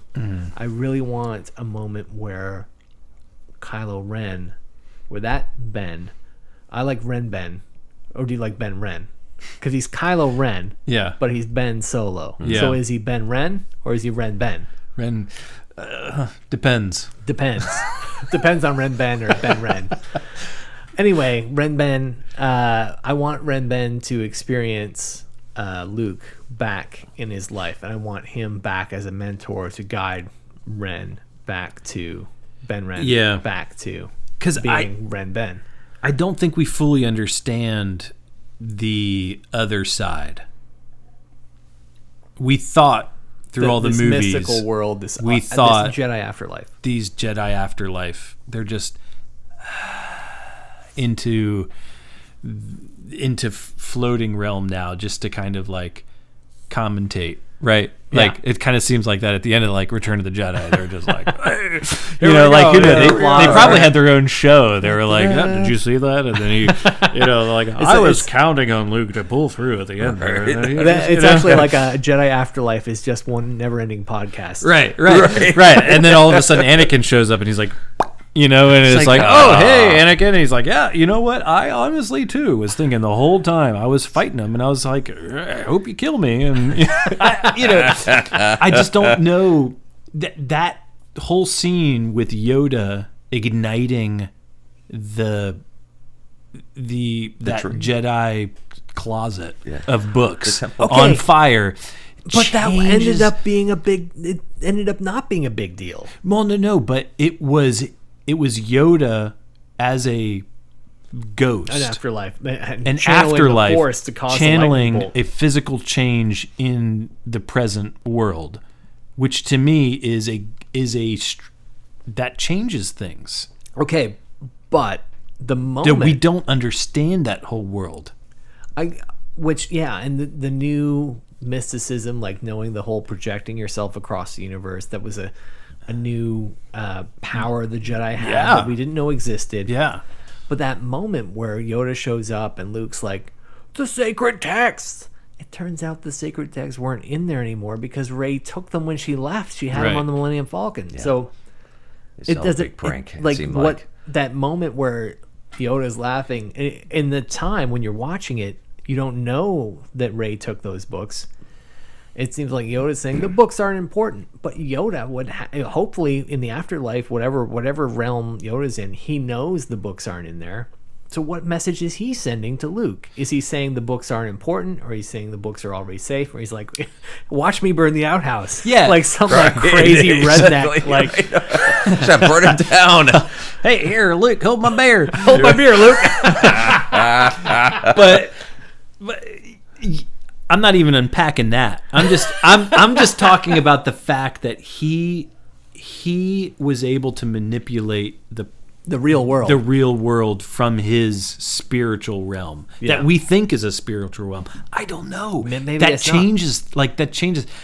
So by logical progression, we think Luke is going to assume this sort of ethereal blue. I would expect Luke to be back ghosty as a form, right? And still Blue be Jedi able ghost. to affect the physical. But I don't realm. know now. But you gotta all think of of a sudden, all the he- horror films that can we he? watch. Yeah. But I mean, from this movie, we can see that Yoda changed the physical world from his blue world feel.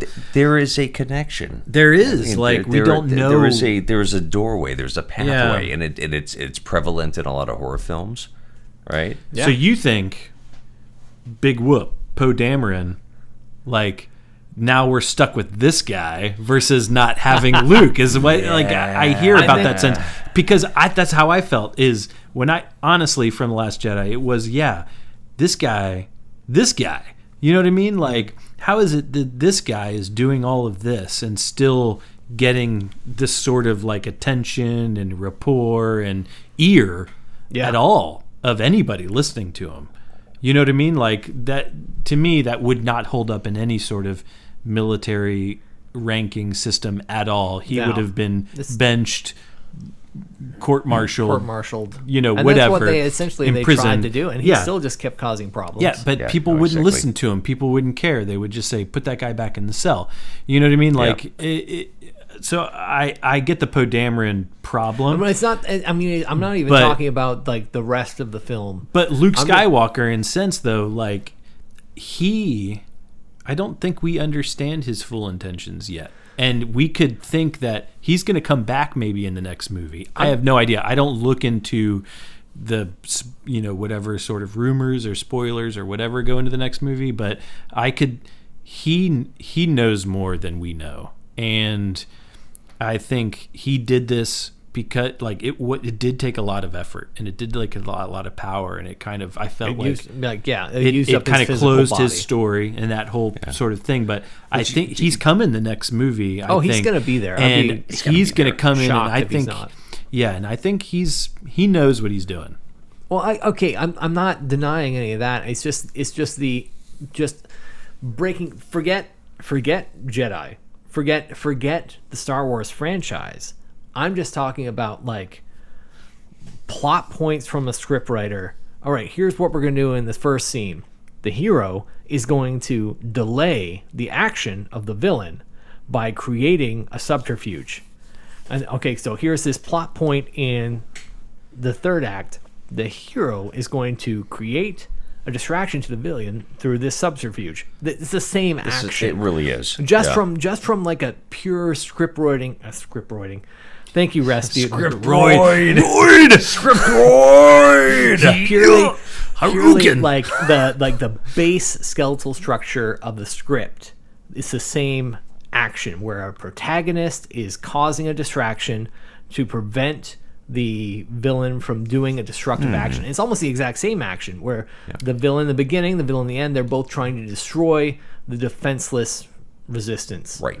It's the same scenario, the exact same scenario, just different circumstance, applications, but the same scenario, the exact same scenario. So Luke is doing the same thing Poe Dameron's doing at the beginning and the end. Luke is just slowing them down so the resistance can escape. Poe slowing them down so the resistance can attack. It's the exact same scenario. And so that's what bothers me is that, okay, you've got the highest paid scriptwriters in Hollywood, and this is what you do the exact same scenario in beginning and end of the movie. That was one of many things that I was just looking at the script, and this true, I see my own bias here because I look at Last Jedi the opposite of the way I look at Revenge of the Sith. Where Revenge of the Sith, I look at the parts I really, really like, and I can ignore the rest of the movie. But Last Jedi, all I can see is the stuff I don't like, and I lose the stuff that I do. I'm too distracted by the stuff I don't like.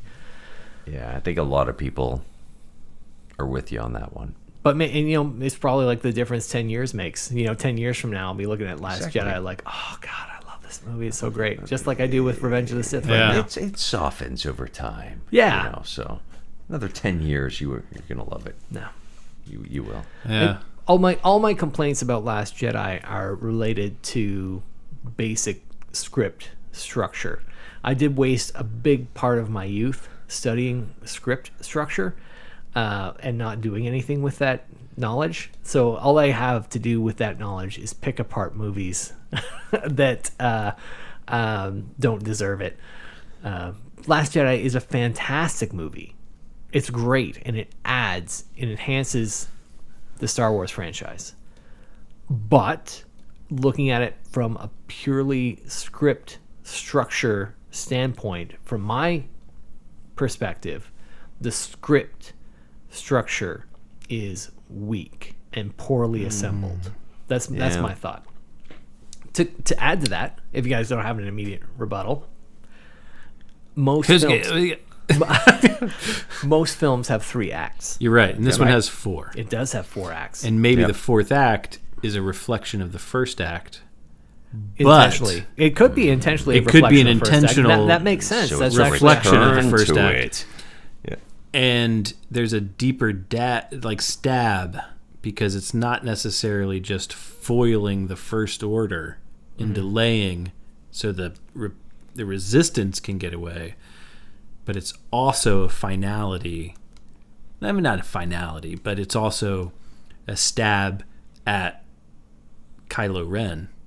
Ben Ren. Or Ren Ben. Or Ren Ben. Yeah. Ren Ben in this situation? I think if you're talking about evil, it's Ren Ben. But if you're talking about good, it's Ben Ren. Okay. So I think Ren Ben, it's a stab at Ren Ben. Yeah. Because it's also foiling his mastering, his assumption of his mastering of the dark side of the Force. Right after he assumes the title of Supreme, it's like, Supreme Commander. You don't understand. Yeah. You don't have this all figured out. And that's why maybe I think we may see Luke Skywalker in the next movie. 100%. Yeah, absolutely. If Luke's not in the next movie, then what the fuck? Right. I mean, I want he a has refund. to be. Yeah, exactly. There has to be a ghost Luke. Yeah. There has to be. I'd be seriously disappointed if there isn't Yeah. a ghost Luke. And part of his costume design in that final scene where he's almost completely wearing blue. He's almost completely blue in that final scene. It's all because he's a projection. Yeah. That's the costume design. He's this close to being completely spirit form. But yeah, the 4-act structure in a normal it's different, movie, and it throws a wrench, and people it does throw a wrench. Hate it, and they're angry, and it makes it feel uncomfortable. It's like a sex act. It's because that's really a climax. I had a climax, but you want to keep going. You know, that's what it is with the movie. You gave me a climax. Yeah, but as somebody that's studied the script process, as somebody that's been involved in the production, we over all the have years, a film study background. The formula.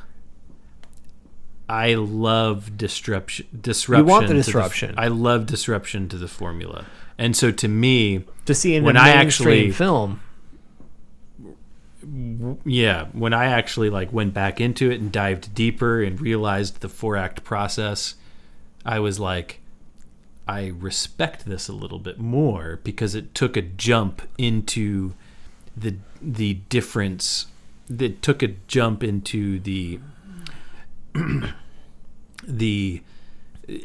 it put itself in a different position. I think I would be more okay with the 4-act. What were you saying, Mark? You were going to chime in. No, cool. I think I would be more okay with the 4-act structure if the 4th act wasn't the 1st act. Because even in the 1st act, you have the slow-moving bombers, and then the 4th act, you have the slow-moving whatever those little shit planes were that couldn't get off the ground. That had to have the 3rd wheel on the ground. I mean, it's the exact same. Well, scene. It was an exact opposite. It was first you had a ship, and then you had the ships. This was you had the ships, and then you had Luke. You know what I mean? Well, it was single to many, and then the 4th act was many to single. Well, no, because the parallel 1st act to 4th act was Poe Dameron and Luke as the delay effort. Yeah, but Luke wasn't first. It was the ships. Right, well, is Luke what you're was talking at the about. end. You're talking about those pitiful So yeah, ships it was going out. it did. So, the movie did begin. It began with one. with Poe and ended with the Luke. 1st act began with one and then progressed to many ships. Yeah, with the attack. Yeah, and then the end was many ships going to one. These slow-moving attacks that were both in their own way a rip-off of Empire. And Lucas said this about the prequels, that all these movies should rhyme. So to his mind, Phantom Menace rhymes with New Hope, which would rhyme with Last Jedi. Not with Last Jedi, with Force Awakens. So then Attack of the Clones rhymes with Empire, rhymes with Last Jedi. And so you definitely see, if you were to break down again the script structure of Empire Strikes Back with Last Jedi, there are so many of the same elements. The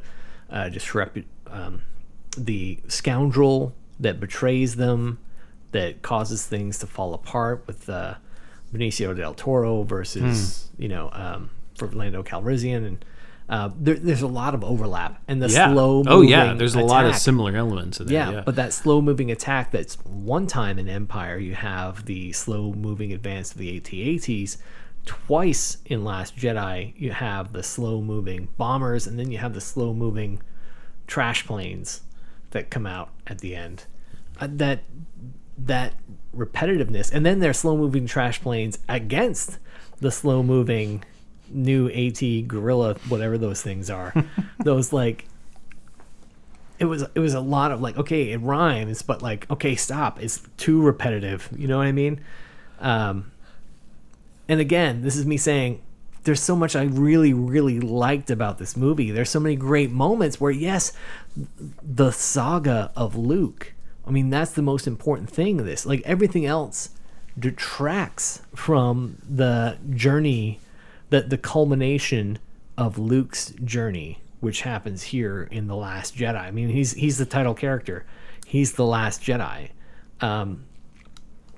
I feel like everything I'm talking about just takes away from his journey, that I feel like is all just poor decision making in the rest of the script. Do you know what I mean? It's you're going to make a steak, you know what I mean? And Luke is the steak. And then for a side, you're going to make, I don't know, popsicles and donuts. That's what you bring to go along with your steak. That's what Last Jedi is for me. It's I've got Jolly Ranchers and I don't know, Lay's potato chips to have along with our steak dinner. Do you know what I mean? That's what I feel like with Last Jedi. Yeah.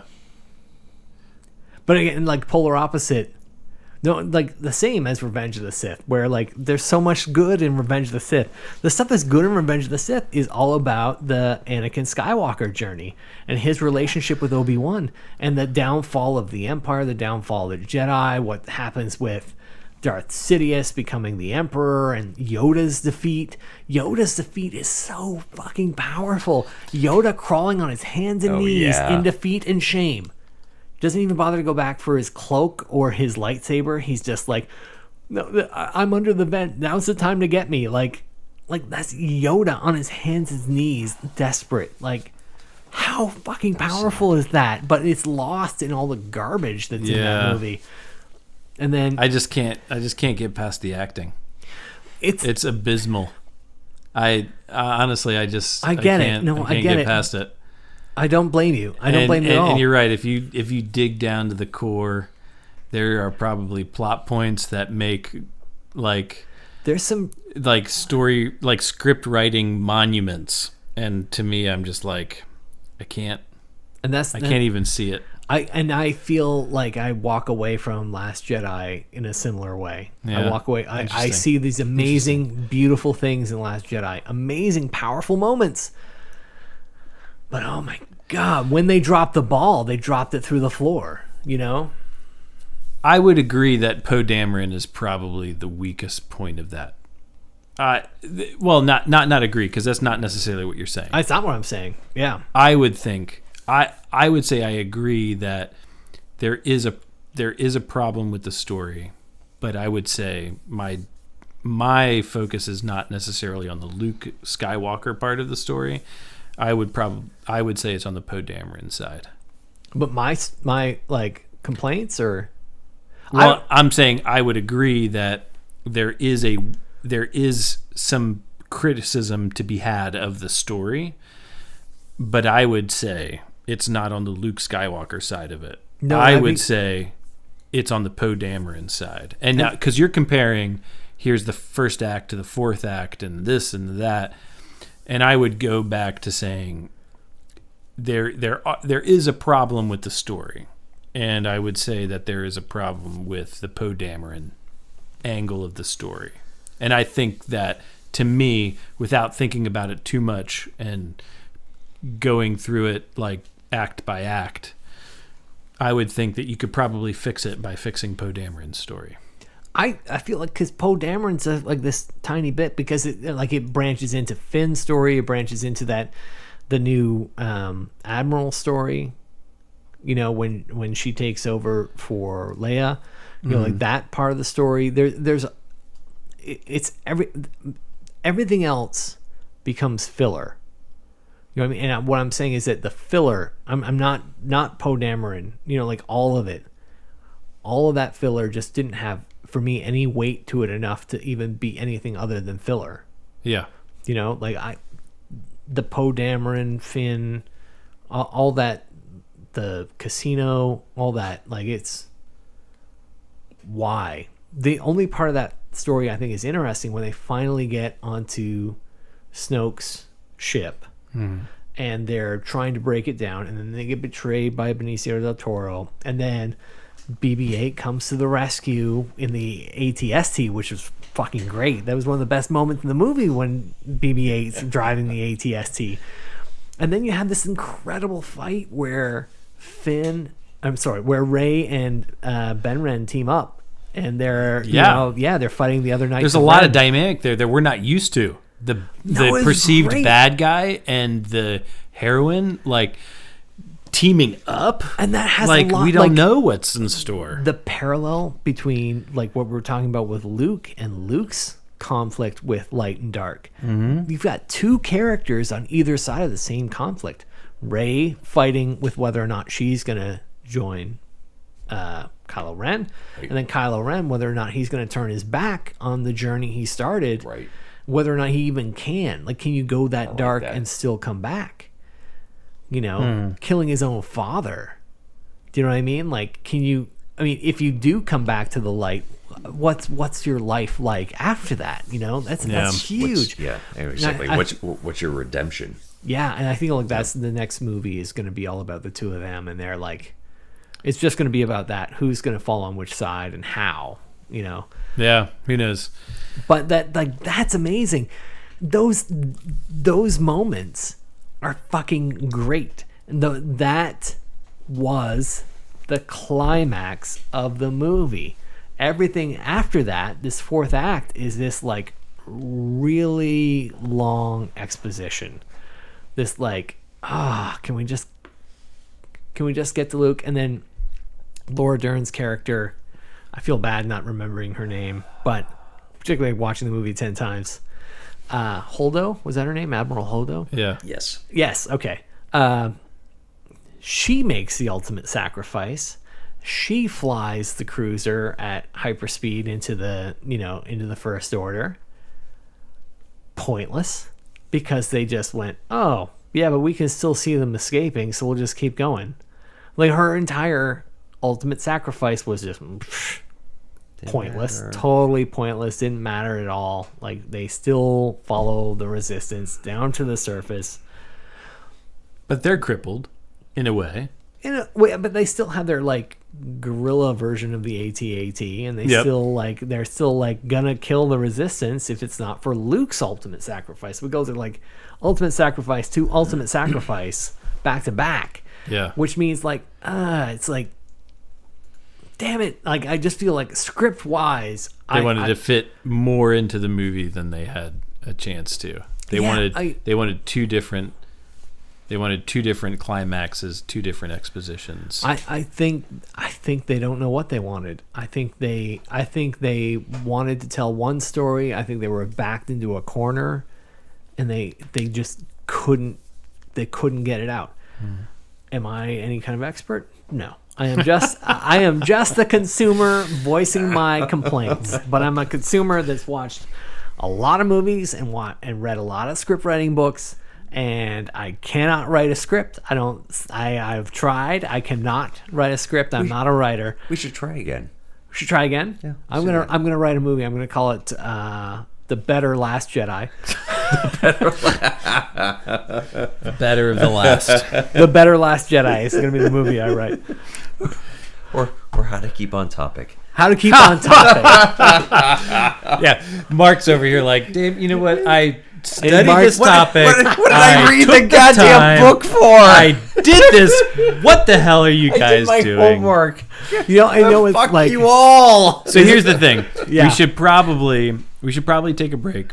Okay, let's take a break. This whole segment could be probably a whole nother episode.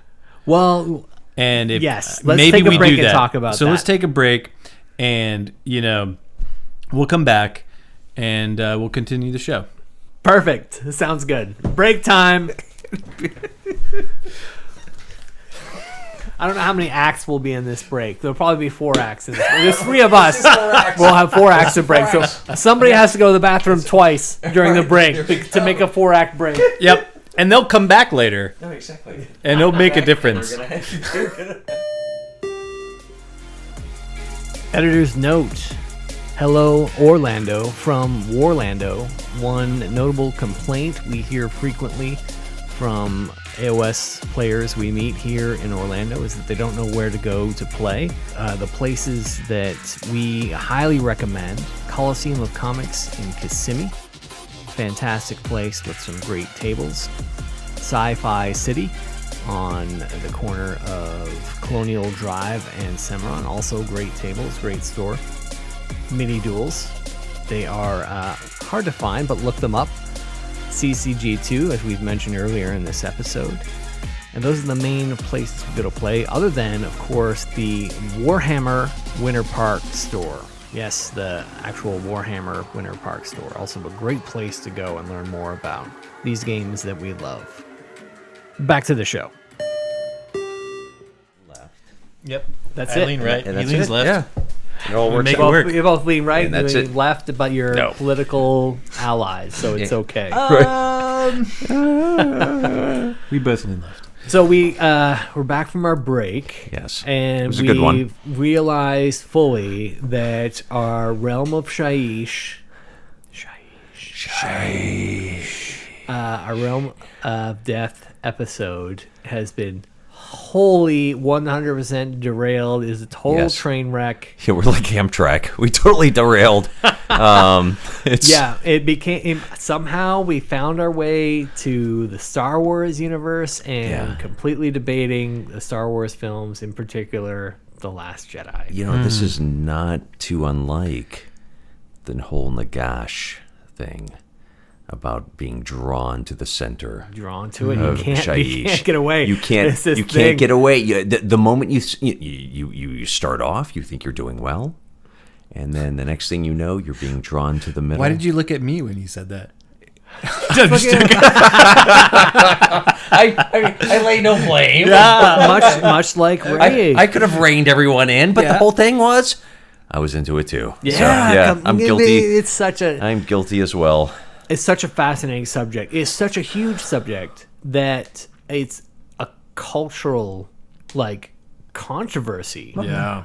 Because we talk about toxic fandom. Yes. And I think it's very important to make a distinction. I do not want to be lumped in with any kind of toxic fandom conversation. Oh no, not whatsoever. I think I am a huge Star Wars fan. I have watched The Last Jedi at least 10 times. I have a copy of The Last Jedi. I celebrate everybody that's involved in the film. Yeah. They did a great job. Every actor performed well. Everybody did a fantastic job. And my complaints about the script, these are my complaints about how this film affected me. I have lots of complaints that have nothing to do with the movie at all. I had expectations, and we all have expectations going into any of these movies. We grew up on these films. These films are a part of our life, a part of our identity. So these films affect us. That being said, in no way do I judge anyone for liking these films. I don't judge anybody for liking or disliking. Oh, no. I anticipate people when I say I really love Revenge of the Sith, I expect people to think I'm not worth their time of day. You're nuts. And there's so much awful about Revenge of the Sith. Yeah. There's so much that's awful. But I don't have there's to point. also so much good to it, The parts that are good are really good.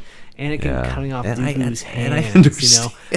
Obi-Wan fighting. That's good. Yeah, General Grievous. Yeah. And then Obi-Wan and Anakin having that final showdown.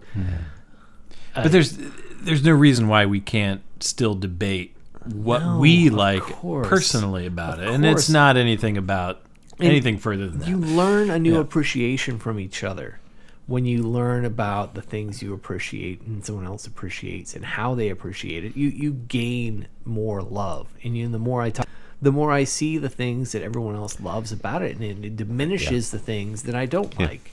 Yeah, we were talking about that with The Last Jedi. I think I saw it for the first time in the theater with you and your father. Yeah. And we had gone. We saw The Last Jedi, and I think it was a moment where the film ended, and we both looked at each other like we didn't know where to go from there. We didn't know how to take the film.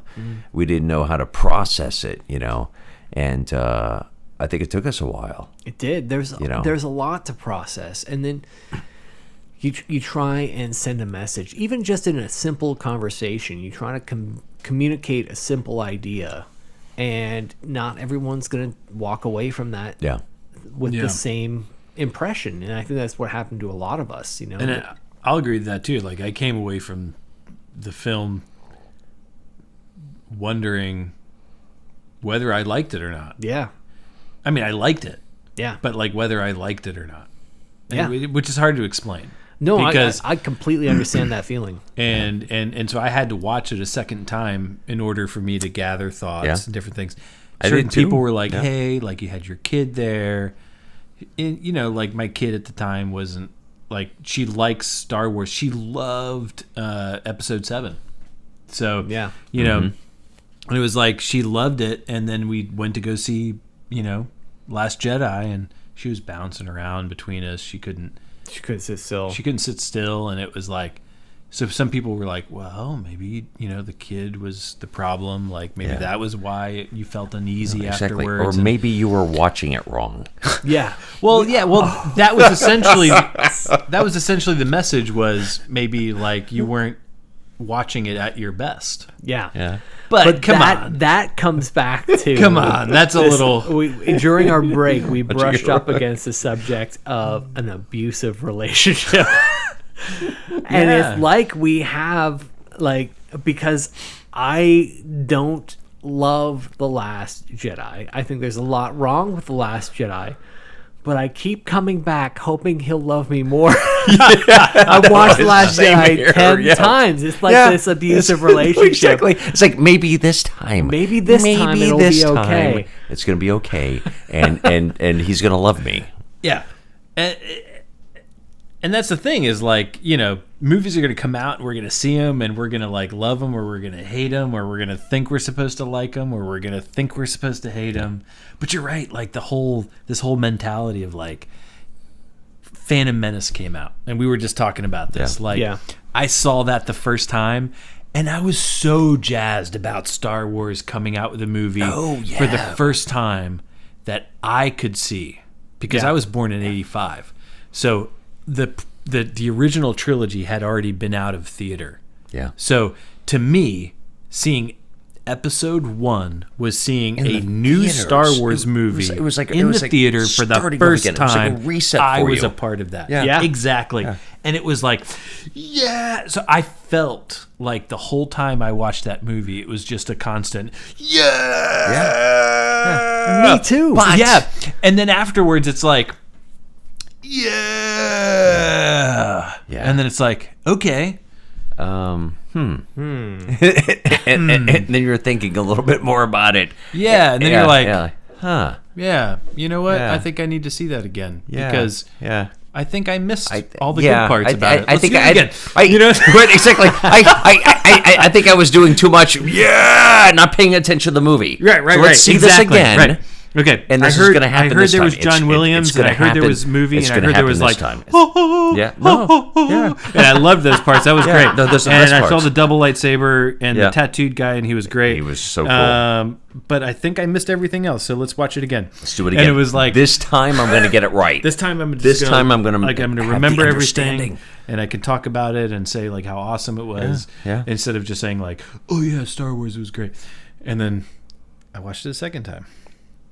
And you sat there in the theater when the lights came up and the guy came in to sweep all the spilt popcorn up. And you just sat there and you stared at the blank screen. Yep. And you may have stared at the person you went to looking for answers and looking for understanding. You're right. And I feel like I was sitting right next to you, but I wasn't. But I I feel like we were maybe there in another life. Yeah. It was us together there.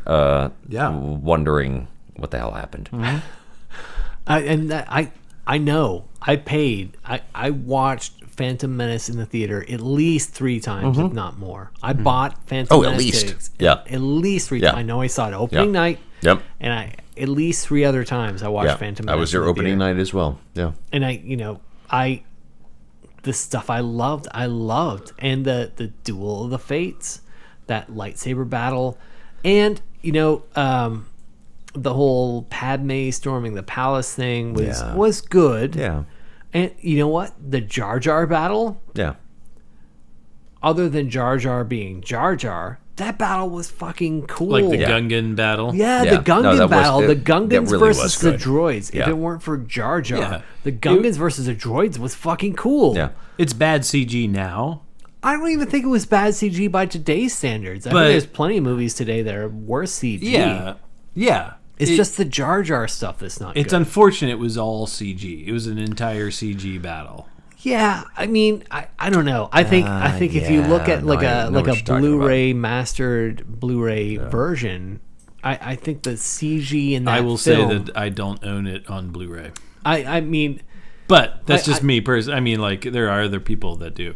I think the CG in that film is fantastic, except when they try to marry the CG with the live action. That's see. when the CG looks fake. When the CG is when it's just CG, I think it looks great.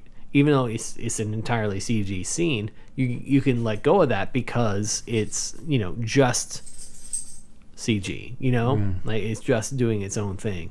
Yeah. The third act, there's the you know, the young Anakin. It's really hard to get over the young Anakin, and I don't know if other people have said it. If that had been a teenager, you know, if it had been someone, even if it was someone younger, Just make it her age. Make it like to Make match them the close. same age. Well, it was like, how old was he in the movie? 9, and she was 14, or something, or 16. And even if she was older, I don't remember, you know, but it's like, why wouldn't you want to have that roguish Make character? it And I know closer to lots her of other age. people have analyzed this movie in depth, The Phantom Menace, but why? Yeah, why have a little kid? You know, a teenager, someone parallel. I mean, like Lucas himself said, these movies should rhyme. Why not have someone Luke's age? Yep. Why not have someone in their teens, early teens? You know, even a tween, but Exactly. not like an elementary school kid. And you know, being like, experiencing that Someone age that you could and expect. that ideals, you know, that comes with that age, you know, the way that Luke did. Yeah. You know, he had those big, you know, dreams, and here he was stuck on that, you know, farm, and just have something mirror that, rhyming. And like Lucas and his background, American Graffiti, and his like car culture thing, like Oh yeah. having someone that's like a kid, like even if it's like a young adult, someone who's like, the whole Anakin thing was that he was like a street racer that fixes up these pod racers for street racing. It was a like, hot this rodder. whole thing. Why the fuck is he 8 years old? Yeah. It doesn't make sense. it doesn't. And what get back to what we were originally talking about was, we're meant to think like, just watch it again because you didn't watch it right. You didn't watch it right. It's your fault. It's your you fault. didn't watch it Exactly. right. You weren't looking at the right thing, and that's both sides of the story too. Yeah. This for the people that are saying it's good, the people that are saying it's bad. It's your fault if you didn't see it the right way. Yeah. Not true. You saw the film that you saw, Right. and that's it. You got the message, and if you want to revisit it, you revisit it. Yeah. And we've all revisited all these films multiple times. And you know what?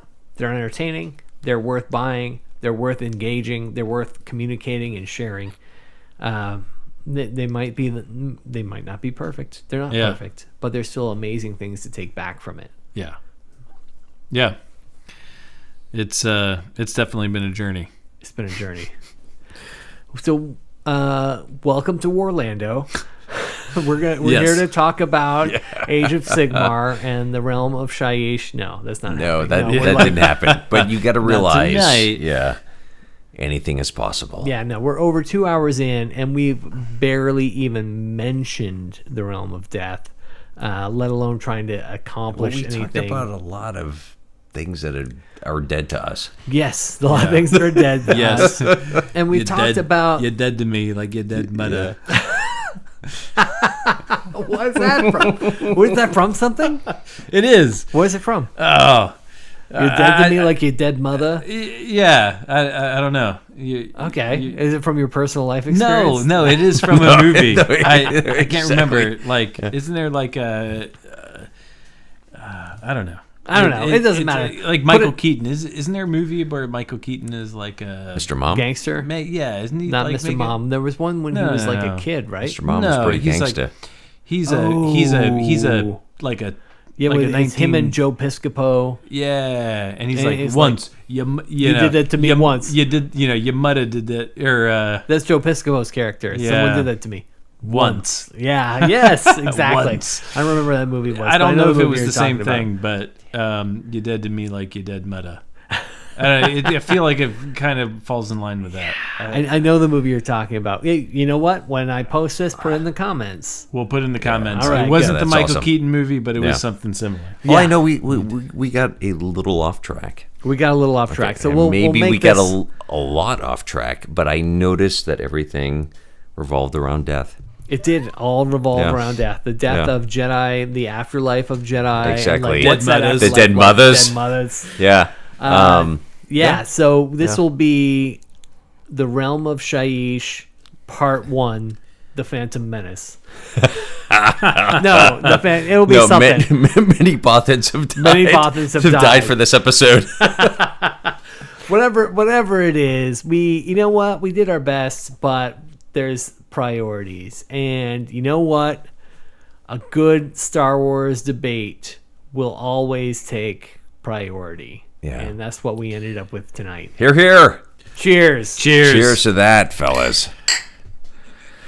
And I did find what the reference to that was. What Michael Keaton film was it? It was not a Michael Keaton film was by any means. No. Was it Michael Keaton? No even like stretch to Michael Keaton. Like it didn't even like because there is a Michael Keaton movie with Joe Piscopo. You're right, and that is a different movie. What movie was that? It's a different first, movie. Yeah, Like, it is. say the But movie first, yeah, okay. it was Zoolander. Zoolander's Zoolander's dad said to me, to you something- personally? no, like not to me, spoke but to you? to Like in a Zoolander. dream? Zoolander Like in the dad afterlife? said to Zoolander, "You're dead to me, like you're dead meta." Oh, it was John Voight. That was John Voight. Yeah, okay. Yep. You are correct. Nothing to do with the Joe Nothing to Piscopo do movie where someone Michael did that to Keaton. me once. Once. What is that movie Which with Michael movie Keaton? is that one? Well, look up Michael Keaton, or you know what? Look up Joe Piscopo. That's going to be a There you shorter go. list. Yeah, exactly. Yeah, Shorter. probably. Much shorter list. It's all about good search knowledge. is. You know, pretty awesome. narrowing your Boolean Joe search Piscopo. terms. Johnny Dangerously. Johnny Dangerously. Oh, that's right. Yes, that's it. Good Johnny movie. Dangerously. Yeah, it's definitely a very unique, good gangster film from Yes. the early '80s Yeah. with Michael Keaton pre-Batman. Yeah. So here we've been from Age of Sigmar to Johnny Dangerously, all in one episode. Everything in between. Yeah. So Yeah. we are a shit show. So listening to this, I'm still releasing things out of order. So the episode you're probably hearing before this episode was the Shaman Realm of Metal episode where we were fucking shit-face hammered. What? Yeah, I know. It's ridiculous. I don't know how it happens. When we hang out and we drink beer and we have shots and like we just hang out and laugh. But then when we start talking about movies and we're just like, and let's watch it. And we get so excited. I know. We're not bad people. we have good intentions. We just play them on TV. we meant to like make a fun podcast about Shyish. Instead, we just fucking debated Last Jedi again, Yeah. like everybody else has been debating Last Jedi for the last 2 years. Oh, that kind of takes priority. But you know, said it. You know what? This is the year. This is the year. This is the year. Episode 9. Prove us wrong. That's right. Yes. Or prove us right. Yes. It's either gonna bring it together or tear it apart, or not matter at all. It'd be a totally different thing. It Right. could be any of those 3 things, or nothing at all. Right. But thank you for listening. This isn't the end of the show. I want to say thank you for listening. We are gonna come back and do an episode where we really talk about Shyish, and we're really gonna do our homework. Shyish. Yeah, it's like Nagash is here with us. We're gonna do it right. We are. So you'll probably hear last week was Jamon, the previous episode. This episode will be like the Lost Jedi, and then The Lost Jedi. Yeah. we also recorded an episode in Gur that we recorded like You didn't say it right. How do you say it? No, that's not right either. No, it's grr. Yeah. That's That's the way we say it. Yeah, you got to do the kitty pause. The You can't kitty do- pause. We I need to went- set up the camera for that, so Yeah, I they need to went see too that. masculine for the Got to do the kitty kitty pause. Yeah, so that'll be the episode after this one probably. So it's gonna be a few more episodes. So sometime in Stay tuned. March. We Stay are going to tuned. do this right. We got this. We're gonna podcast the fuck out of Shyish. We are gonna. We're gonna do it. We're gonna do like 4 episodes in a row. This will be our first. Because we can't stay on topic. God damn it! This will be. You know what? I think we should do. Nicholas started this episode making a promise that he was going to finish in the top 3 in Crucible. I think we should make our Shyish episode our first ever live stream episode. You want to shoot for that? You want to do that? Yeah, that's a good. Think we can do that? Do you think we do that? Good thing to shoot for. Okay, I'm on board. I will Okay. do the work. Yeah. I don't know how to do the work. Yeah. You guys We'll figure figure it out how out. to do the work. And I own a Okay, we'll streaming figure it company. out, and then we'll I make should sure know that how to he's on stream board. it live. yeah, Wait a minute here. Mister, you want to say your company's name? Yeah, Stream Monkey. fucking, So- owner operator of Stream Monkey, Right. Master We should- of all. Let's The- do this. the master I like monkey. this. Yeah, No problem. Oh Yes. yeah, piece of sweat. No sweat, piece of cake. Yeah. What you said. Yes. All right, Mark. How can Yes. people get a hold of you on the internet? Oh, good Lord. Yes. So it's at WARlando Mark, Instagram, and also Twitters. Twitter. All the Twitters. Yep. And also we have our Facebook page. And we Yes. have our YouTube. What is that called? Just WARlando. WARlando. WARlando. Yes. And Nicholas. I am at Warlando Nick on Instagram and Twitter. That is yes. Yeah, Awesome. and if you're on Facebook, just search Warlando. Yeah, just WARlando. And Warlando. if- Yeah. Yeah. It's a collective. You're on YouTube. Collaboration. Just search Warlando. Yeah. On Warland. Wait, no. Yeah. Who? I'm Adam. And I'm gonna say that on Twitter I'm Warlando77, and on Instagram I'm just Warlando. And I'm leaving that because Yeah. You need to change that shit, man. Well, I hear you. But you know what? I've been thinking about it. Yeah. What? At least one of us has to be just Warlando. So if someone types in Warlando, one of us comes up. Oh, that's true. You know what I mean? Otherwise, that's it a has lost. to be like at least one of us has in every That's a lost category. At least site. one person has to be Warlando. So the fucking Boolean search engines work. Yeah. Your what was it used to be the net whatever search engine before Google was the thing. Netscape. Netscape. Or, When I you don't when know. you go to do a Yahoo search or a Netscape Yeah. or an Ask Jeeves, you can find us. Yeah. You know Who that's what you is Warlando? who is Warlando Jeeves?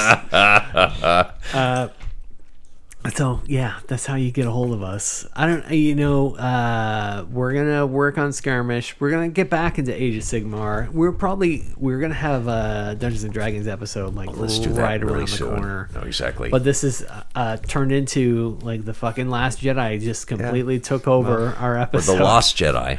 The Lost Jedi, which is our lost episode, The Lost Jedi.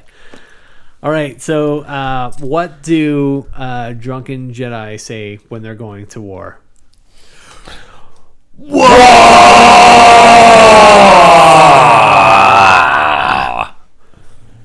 Skywalker would be proud.